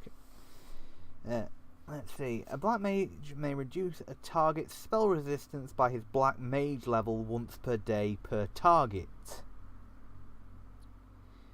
And a Black Mage may ignore energy resistance equal to half his caster level.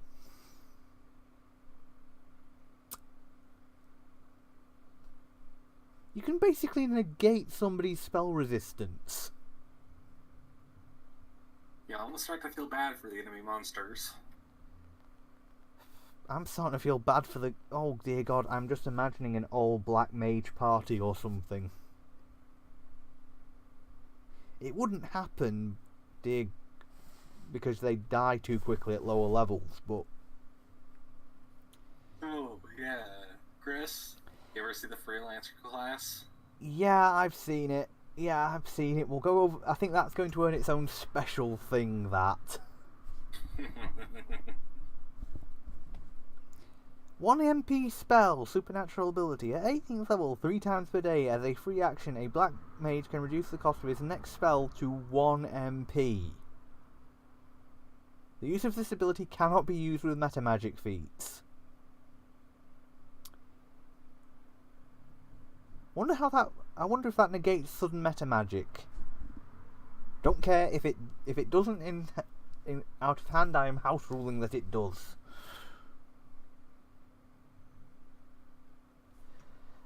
Shaped area. At 19th level, may alter the area of effect of spells that use one of the following shapes: burst, cone, cylinder, emanation, or spread. The alteration consists of creating spaces within the spell, the area of or effect that are not subject to the spell.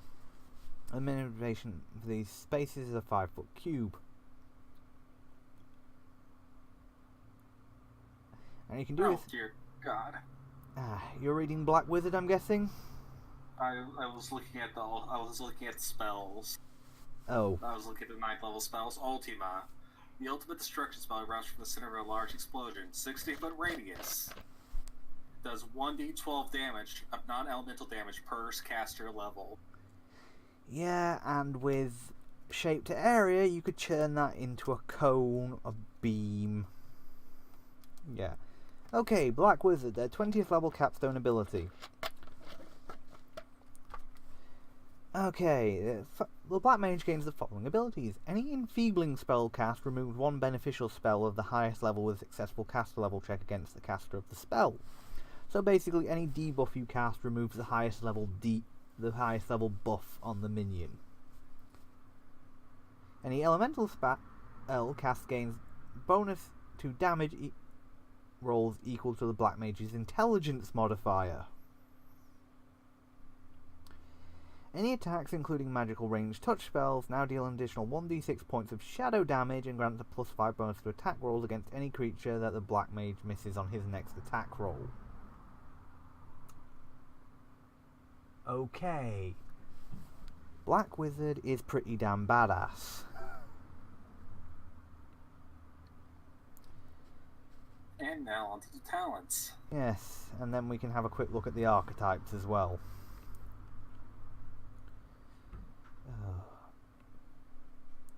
Okay, let's have a quick look at see if there's anything that stands out amongst the talents. Arcane Fighter.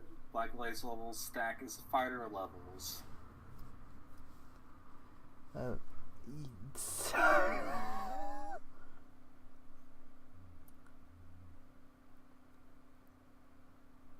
And there goes the last of Chris's sanity. Yeah, it gets worse. The Black Mage may treat his spells as weapons for the purpose of taking feats like Improved Critical or using feats like Arcane Strike.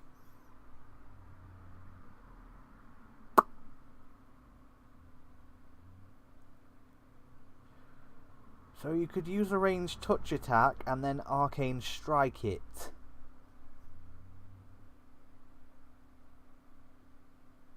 I'm just gonna go dump these onto the pile. Oh, I think I feel a blood vessel. Let's see. Oh, there's a few like that, because he also gets the ability to mimic the Red Mage's arcane pool abilities, which we will get into when we get to the Red Mage.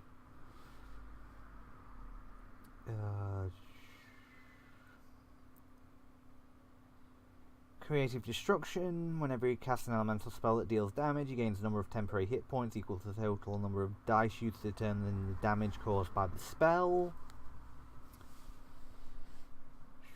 Empowered Magic. Basically, once per day get a free Empower Meta Magic. You can get a Familiar. Oh god, just imagining it with all the touch spells. Yeah. Spell Sage. No. Basically, that Spell Sage lets you cast spells from materia easier.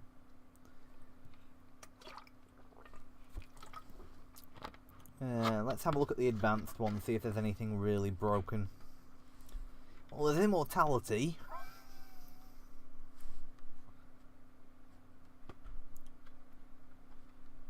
Let's see. Oh god, you look at energetic recharge. Energetic recharge. Once per day as an immediate action, when the Black Mage takes damage from earth, fire, ice, lightning, mortar, or wind damage, he can convert the damage into MP at a rate of 1 MP per 10 damage. He suffers none of the converted damage, but may not gain more than his caster level in MP. If a 40... So... You can... So a 20th level Black Mage with that could negate 200 points of damage to gain back 20 MP. Yep.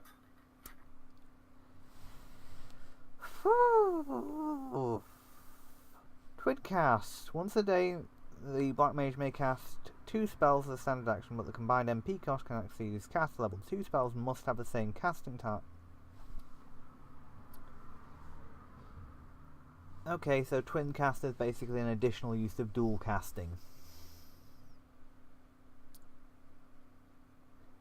Not bad, but not as bad as I was thinking it was going to be. Yep. For a minute there, I thought when I saw twin cast, I thought, oh god, are you going to be able to use 2 uses of dual casting at the same time? I'm glad I was wrong. So you have the Arcane Bomber, the Arcanist, Elementalist, Magus, Pen Mage, Sorcerer, and Thaumaturge. We've been going for quite a while, so we're not going to go into the archetypes. Onto the Dragoon!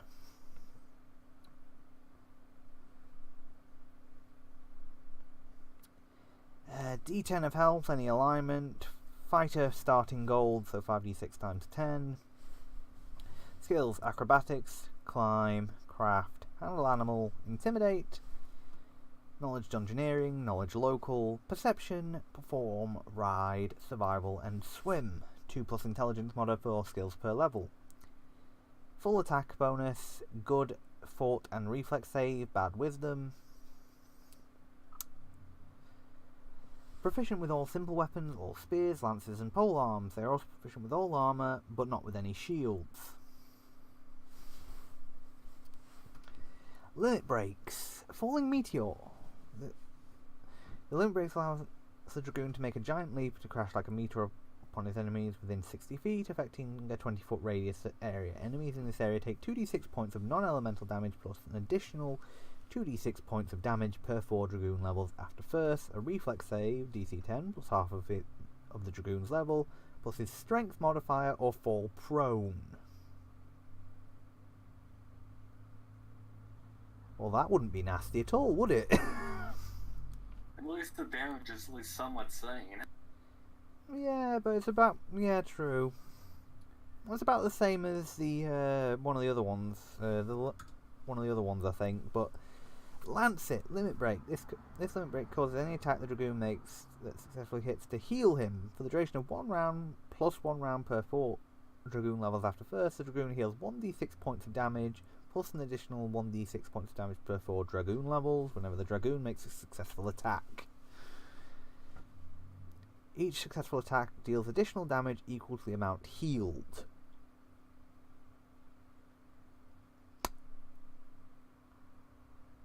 Well, I know for a fact Lancet's going to be the more popular of the 2 limit breaks.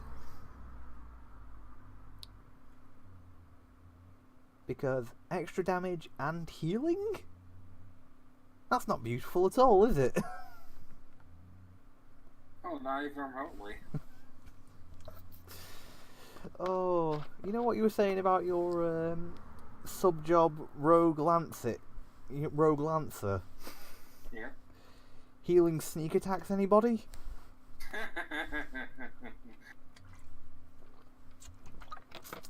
Jump rather. Not jump. Not junk. And let's see.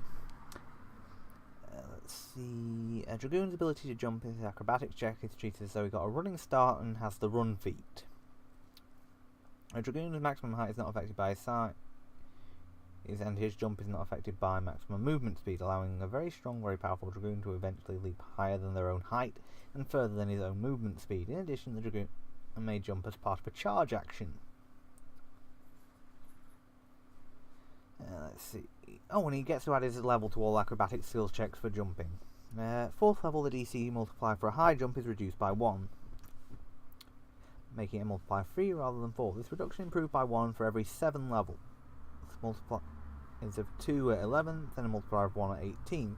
A Dragoon using this ability does not provoke an attack of opportunity unless he passes through a square that is threatened by a flying creature and he is not attacking directly. If a Dragoon is hit in this manner, he falls to the ground prone in the square in front of the creature.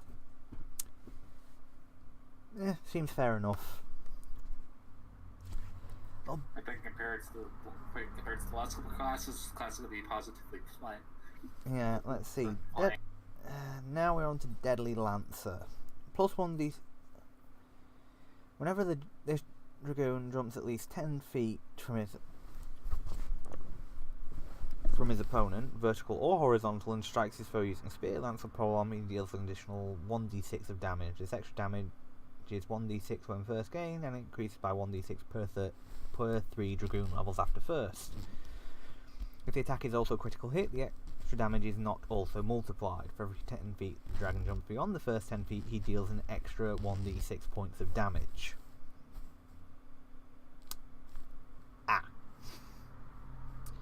They then also get acrobatic talents starting at 2nd level. We will again leave these till the end.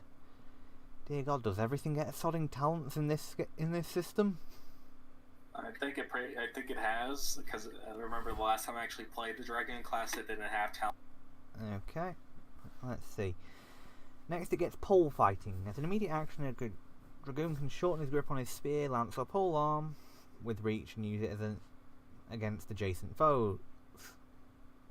This action results in a -4 penalty on attack rolls with that weapon until he spends another immediate action to return it to normal grip. This penalty is reduced by -1 for every 4 levels beyond 2nd. So, 2nd, 6th, 10th, 14th. So at 18th level you can use it with no penalty at all. Pretty nice. Yeah, at 3rd level the Dragoon gains armor training as the fighter. He also gains Steadfast Pike, which is a +1 bonus on attack rolls with ready attacks and attacks of opportunity made with a spear, lance, or polearm. These bonus increase by +1 for every 4 levels beyond 3rd. Not bad, not the best ability. I think that might actually be from a fighter archetype, though I could be wrong.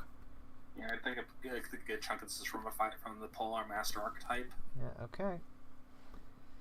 Yeah, because you get Dragoon training, which is definitely something like that.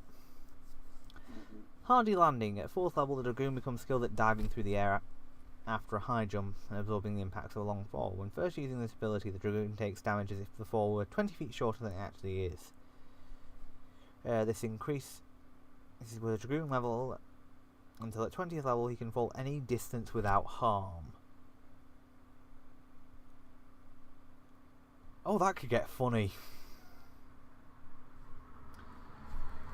Just jump off a cliff to attack somebody.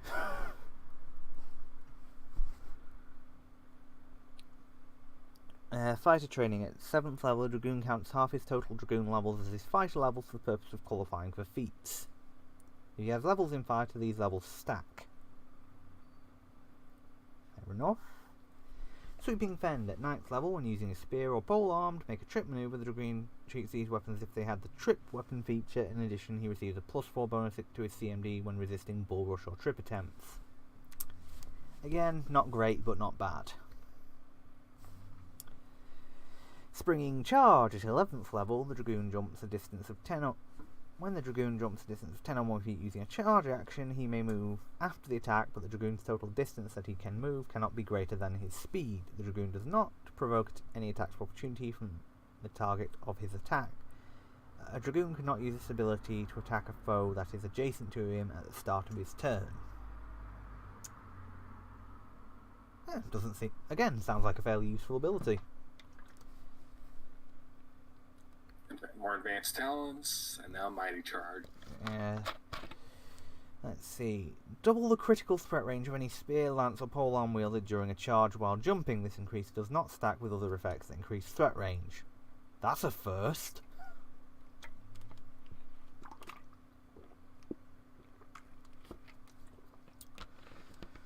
I'll be the only one playing a balanced class if we start this. Yeah. In addition, the Dragoon can make a free bull rush, disarm, plunder, or trip combat maneuver if his charge is successful. The free combat maneuver does not provoke an attack opportunity. Not too bad, but again, yeah, I can see why you're starting to become disillusioned with this class, because it's not as good as it used to be, I'm guessing. No, it seems fine. It was just that now I've realized how much more broken the other classes are. Yeah, I was going to say, this is the first class I've seen, including the fighter, that actually seems, within reason. Because even the fighter seemed more powerful than this. Time to see how bad Sword Saints are, then. Oh dear God, the Sword Saint. I've read through that thing and yeesh. Yeah, talk about broken. At 19th level, an opponent threatened by a Dragoon makes a melee attack against an ally. He may take an immediate action to grant his ally a +2 shield bonus to AC and DR5 against that attack. He may use this ability to protect himself, but only if the attacking creature is not adjacent to him. That's pretty badass, actually. That is really nice. Too bad it's at 19th level. True. Leaping charge. At 20th level, a Dragoon has fully mastered charging enemy from the skies. When jumping at a distance of 10 or more feet using a charge action, the Dragoon deals double the normal amount of damage. In addition, if the Dragoon confirms a critical hit on a charge attack, the target is stunned for 1d4 rounds. A fortitude save reduces this to a staggered for 1d4 rounds. The DC is equal to 20 plus the Dragoon's strength modifier. Hey, that's just mean for that DC. Yeah. Because you know at this point the Dragoon is going to be jacked to all hell. Yeah. So, acrobatic talents. Blue Dragon Scales. Water resistance equal to his Dragoon level. After using Heroic Landing. Okay, so... Heroic Landing? Do not remember that. Did we miss something? Or is it a talent that I've missed? It's another talent. Ah, this is why I'm confused. So they can gain... Heroic Landing. During the game of this talent, chooses Earth, Fire, Ice, Lightning, Water, or Wind. And deals bonus damage with its Deadly Lancer ability. You may choose the bonus damage to deal elemental damage instead. It deals that much damage of the elemental to each creature, excluding itself, within 5 feet of the target. Reflex save. So it's not bad, but meh. Yeah. You can gain Spear Brace, which is nice. Graceful Bound. One I particularly like is Crater. Yeah. 5 feet of difficult terrain around your target. Yeah, Graceful Bound could be pretty cool as well. Makes the Dragoon's ability scale off his dex rather than his strength. Definitely. Oh man, look at Phalanx Sliding. Basically free shield brace is for a feat. Yeah.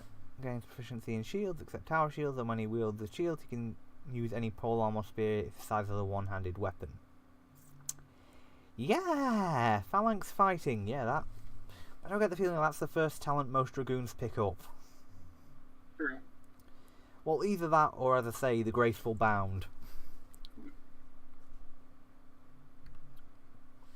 Pole Vault, you can actually change your direction while during a jump, even if you're charging. Oh, now that's just beautiful. Let's see. Oh god. Look at Predatory Pounce. Predatory Pounce. Is that an improved one or a regular? Regular.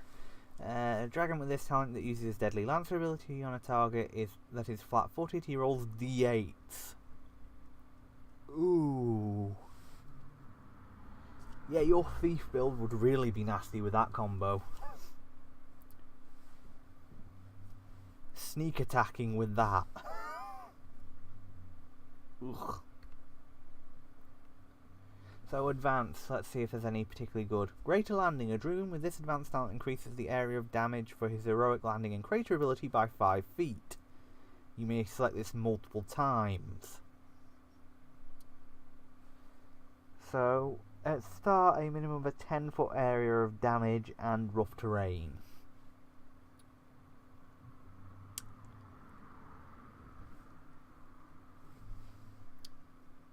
Okay.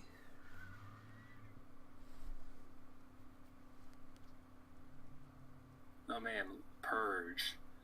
If you creature that falls under the effect of heroic landing water is subject to the spell effect. Nasty, although Shellbreaker allows you a number of times per day equal to 3 plus his strength modifier to ignore any damage reduction during a charge while jumping.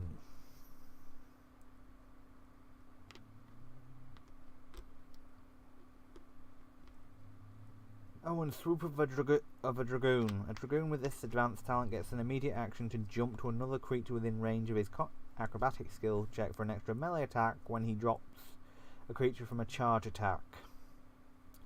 The extra attack is with the same weapon and at the same bonus as the attack that dropped the previous creature. So you've got Charging Cleave with that. Ugh. Nasty. So we've done the fighter. On to the knight. I looked at Knight a bit. That one's actually looking really good.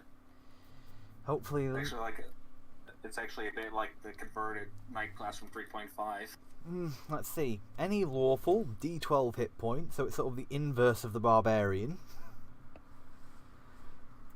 They gain climb, craft, diplomacy, handle animal, intimidate, knowledge nobility, perception, ride, sense motive, and swim. Wow, this is one step off being able to be a melee face. But only 2 plus intelligence modifier. Maybe not. Yeah, maybe they could focus on one, but that's not much. Yeah, let's see. They get a good fort and will save and a full attack bonus. And dear God, these guys are defensive tanks. So many abilities about defense and shields. I like them already. Me too. And big thing about giving them to their allies too. Yep. Oh yes, this is my kind of fighter.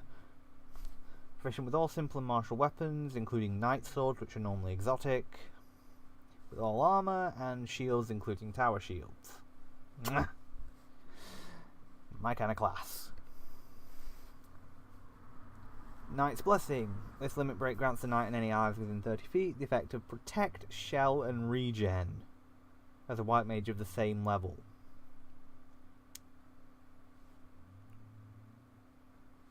So that's a deflection bonus. I think Shell is either elemental or spell resistance and fast healing. Hold on, I'll double check what Shell does because I can't remember.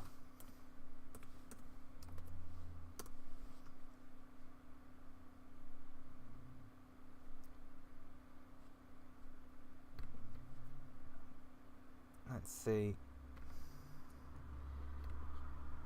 Yeah, so let's see. You gain a minimum of a +2 resistance bonus on saving throws versus spells for the duration. So bonus to saves against spells, a deflection bonus to AC, and variable levels of fast healing. Yeah, that's one hell of an ability there, isn't it?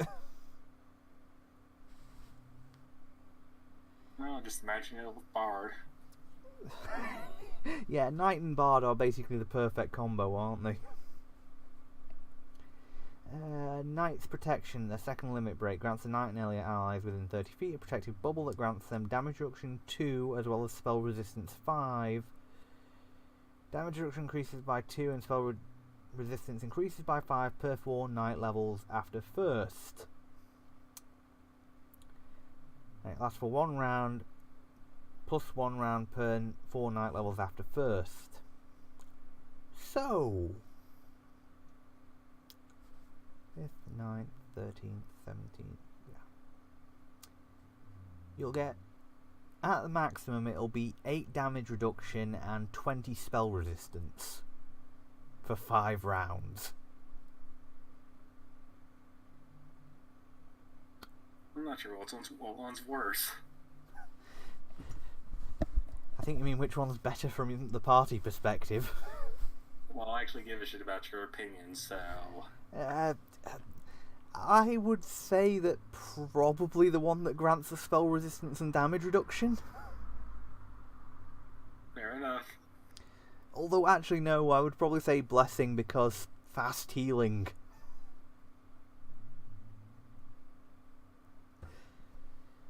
Oh, yeah, Knight would be such a pain to fight around. But yeah, that with a sub job of Bard would be broken. Well, good thing for you, they can be lawful evil. Yeah. Oh, that'd be funny to watch. They gain a defensive stance, which they can take a number of times per day equal to 4, which they can maintain for a number of rounds equal to 4 plus its Constitution modifier. So it's sort of an inverse of Rage. You gain a +2 bonus on melee attack rolls, melee damage rolls, thrown weapon damage rolls, and will saving throws, and a +2 dodge bonus to armor class. 2 temporary hit points per hit die. Yeah, basically it's Rage. It's Rage only with a bonus to AC instead of a minus.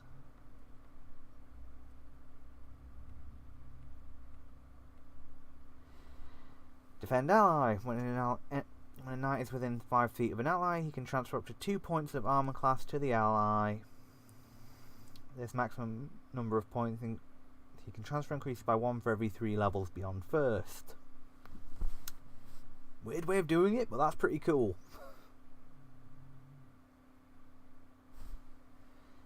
Stand firm. Bonus against bull rush, overrun, and trip effects. +1 at start and increased by +1 for every 4 levels beyond second. Shield training. A knight counts his total knight levels as his fighter levels for the purpose of calling for any shield related feats. So shield mastery is on the table. And now it gets its own talents. Oh dear God. Okay, we'll skip the talents for now. Shield block. Starting at 3rd level, a knight excels at using his armor and shield to frustrate his enemy's attack. During his action, he can designate a single opponent as the target of this ability. His shield bonus to AC against that foe increases by 1 as he moves his shield to deflect incoming blow. Let's see, this shield bonus increases to +2 at 9th level and +3 at 15th. Then he gets armor training as a fighter. Active defense. At 4th level, a knight gains a +1 dodge bonus to AC when wielding a shield and fighting defensively. Using combat expertise or using total defense, this bonus increases by +1 for every 4 levels beyond 4th. As a swift action, he may share this bonus with one adjacent ally or half of the bonus, minimum +0, with all adjacent allies. Well, that just made dealing with a defensive shield wall of knights an absolute pain in the ass. Add the Shurkrog on the list to see if we can get this archetype converted. No, dear God, no. Bulwark. At 4th level, when a knight is using heavy armor or a tower shield, he can, as a move action, provide partial cover, +2 cover bonus to AC, +1 bonus to reflex save, to himself and all adjacent allies until the beginning of his next turn. At 11th level, he can instead provide cover, +4 cover bonus to AC, +2 bonus on reflex saves, and evasion as a thief to one adjacent ally until the beginning of his next turn. This cover does not allow for stealth checks. At 8th level, he can cover himself and all adjacent allies, and he can prove improved cover, +8 cover bonus to AC, +4 bonus to reflex, improved evasion to a single adjacent ally. Yep, the knight is getting mage bodyguard duty. Death Shield. 5th level, the armor check penalty from a shield to the attack and roll penalty are reduced by -1 for a knight using a tower shield. At 10th level, these penalties are reduced by -2. Fair enough. Armored defense. At 5th level, a knight gains damage reduction 1 wearing light armor, DR2 when wearing medium armor, and DR3 when wearing heavy armor. At 19th level, this damage reduction increases to DR4 when wearing light, DR8 when wearing medium, and DR12 when wearing heavy armor. This reduction stacks with that provided by adamantine armor, but not with other forms of damage reduction. So a knight at level 19 in adamantine full plate has DR15. And he's off the solo Leviathan. Yeah. This damage reduction does not apply if the knight is stunned, unconscious, or helpless.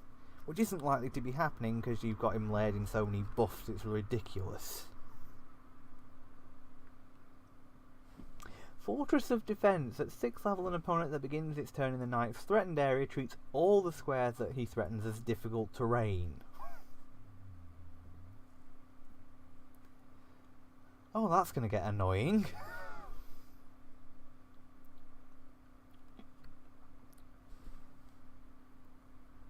Shield Ally. As an immediate action at 7th level, once per round the knight can intercept an attack on an adjacent ally, effectively moving the target out of the way, trading places with him or her, and forcing the enemy to make an attack roll on the knight's armor class instead. This movement does not provoke attack of opportunity for either the knight or the target, nor does it remove the knight from being in defensive stance. He can only intercept physical melee attacks and ranged attacks such as incoming arrows or a blow from a sword, not from spells and other effects. This action may only be taken before the results of the attack roll is determined.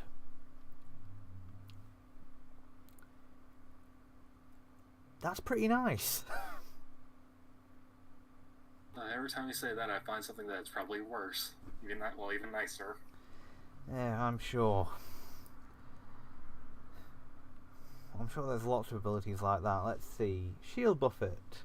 As a move action, a knight may make a combat maneuver check to use his shield to impede an adjacent enemy. If successful, the target suffers a -2 penalty to its attack rolls against the knight and a -2 penalty to AC on attacks made by the knight until the beginning of his next turn.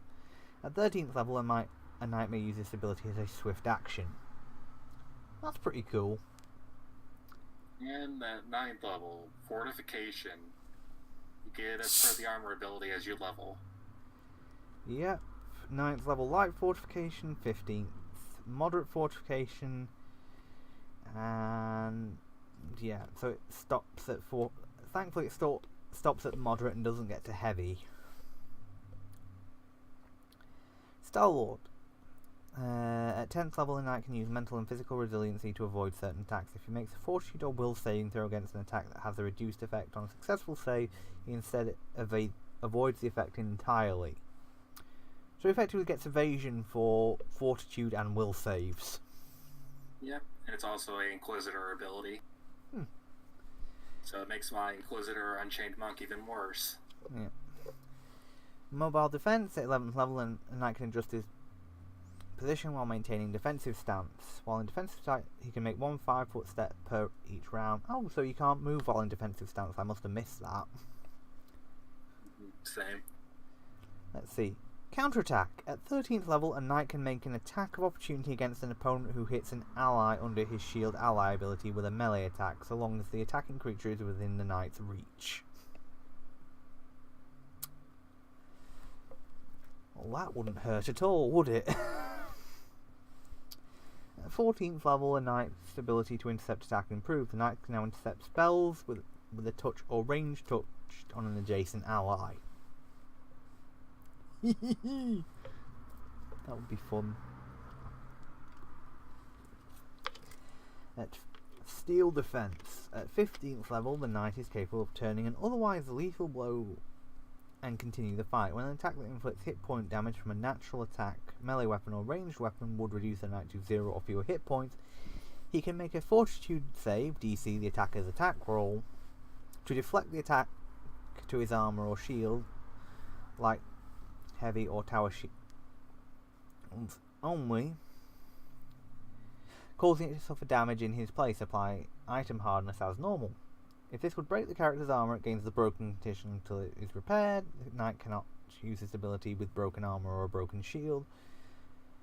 So yeah, that's not too bad. I think I've seen that for a fighter archetype somewhere. Yeah, well, at least they're probably already going to be wearing adamantine over, considering their previous deal. Yeah, well, I would be. So would I. Improved mobile defense. At 17th level, a knight can move normally while maintaining defensive stance. So that's not too... It's a little bit late, but at the same time, with the benefits you get, I can sort of understand it. Shield Wall. At 19th level, a knight gains evasion while wielding a shield and adds his shield bonus to his AC, not including enhancement bonuses, on reflex saves and to his touch AC. In addition, his shield cannot be disarmed or sundered. Wow. Remember I said he doesn't get heavy fortification? Yeah, indestructible. At 20th level, a knight gains complete immunity to critical hits and sneak attack while he is wearing armor. In addition, unless his armor has the fragile armor quality, it cannot be sundered while he is wearing it. And if you become non-lawful, you lose all supernatural class features of and may no longer advance in levels of the knight. Fair enough.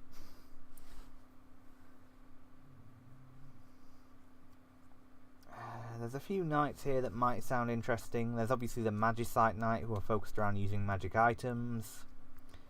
The Onion Knight, because there had to be. And the Temporal Knight, which I have to have a look at because what? Time Ripple. Okay, he can apply haste effects and other time spells. Not bad. Let's have a look at the knight talents.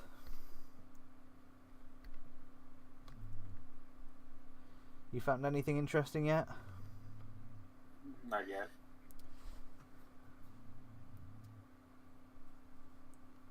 Oh, at least one particular nice thing is there's a couple abilities for when you're in the kids' stats. You can get immune to Shaken, Frightened, and what was it?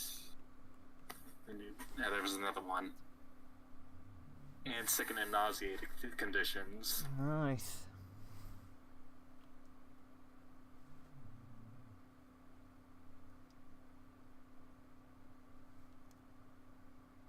Oh, Shelter of Steel allows him to gain temporary hit points. That's always going to be useful. And resist, basically you could choose an elemental resistance. Yeah. And you don't even have to take it multiple times to get the improvement. Yeah. Well, the Shelter of Steel is 1d8 plus 1 hit points per 2 knight levels. Not the best, but you know, it's something at least. A man smash, when you're defense stats, you can get an extra attack as long as it's a shield bash or slam. Nice.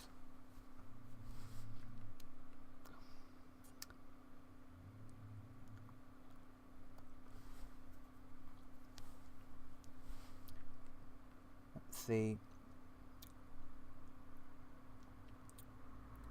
Well, there's one that's not too bad. Aegis is an advanced talent. It's not too bad, but it's not too good once you get to level 20. This talent doubles the knight's damage reduction against successful critical hits and sneak attacks. It also grants the knight a bonus to AC against attack rolls made to confirm critical hits. This bonus is equal to half the knight's level. So it's alright, but eventually it becomes completely useless.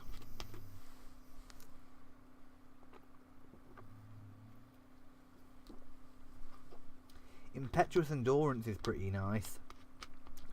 The knight no longer automatically fails a saving throw on a roll of a 1.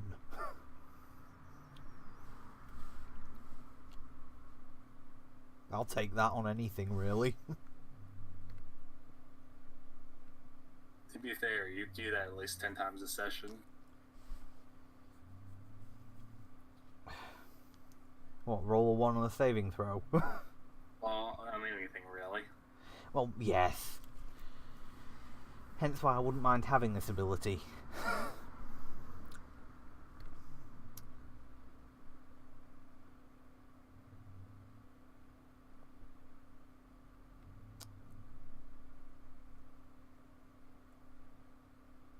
Oh!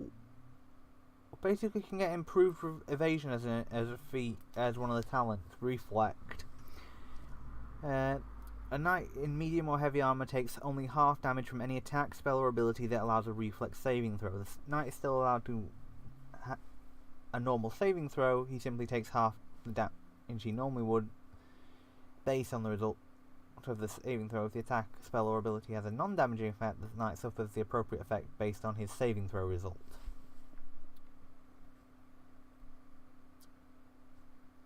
And then there's unkillable. It's just the straight gain a number of hit points equal to 10 plus his constitution modifier. Well, yeah, I suppose if you're meant to be the meat shield, you might as well have something that gives you extra hit points. True. And let's be fair, the knight is definitely the meat shield class. On to the monk. It's already pretty late. We may want to call it because I still have 4 classes left. What's that late? Next session will also give us time to go in depth about Freelancer. Yeah, true. We'll do the rest of the core classes and freelance the next one, and then move on to the base classes. Yeesh. Or maybe we should just leave it after that. I think it will be good. I think after the next session, after the next episode, we should probably leave the classes. Yeah, maybe depending on how much time we take, pick up a couple of the other really interesting ones, or call out a couple of the ones we think are quite cool if we have a look at them in our spare time. Yep, that sounds good. I'll say now, one of mine is definitely going to be the Scholar. Or maybe the Astrologian, one of the two. Both of them are sort of hybrid white and black mages. We're probably going to need to go over Sword Saint as well. Well, that can be one of your picks, if nothing else, because, dear God, that thing is a brute. After that, move on to the Bestiary. Yep, sounds good. Either that or some of the magic items, because we'll have to go over the materia system at some point. True. It's pretty much required. And we still got to do our whole plot hooks and campaigns and everything. Yeah, true. And I'm surprised that they've added the Royal Arms from Final Fantasy 15 as one of the gears, though. Yeah. Cool, though. Well, anyway, folks, that's going to be us signing off, and we will come back with the Monk, Red Mage, Thief, White Mage, Freelancer, and a couple of other classes next session, which should be next week. Do hope you've enjoyed, and please do tune in come Sunday for episode 14, I think, of Seekers of Legend Forging the New Gods. Bye bye for now, and and if anyone is interested, do please have a look at the Patreon if you feel like offering any support. Every little helps. Well, bye for now, and take care. Later.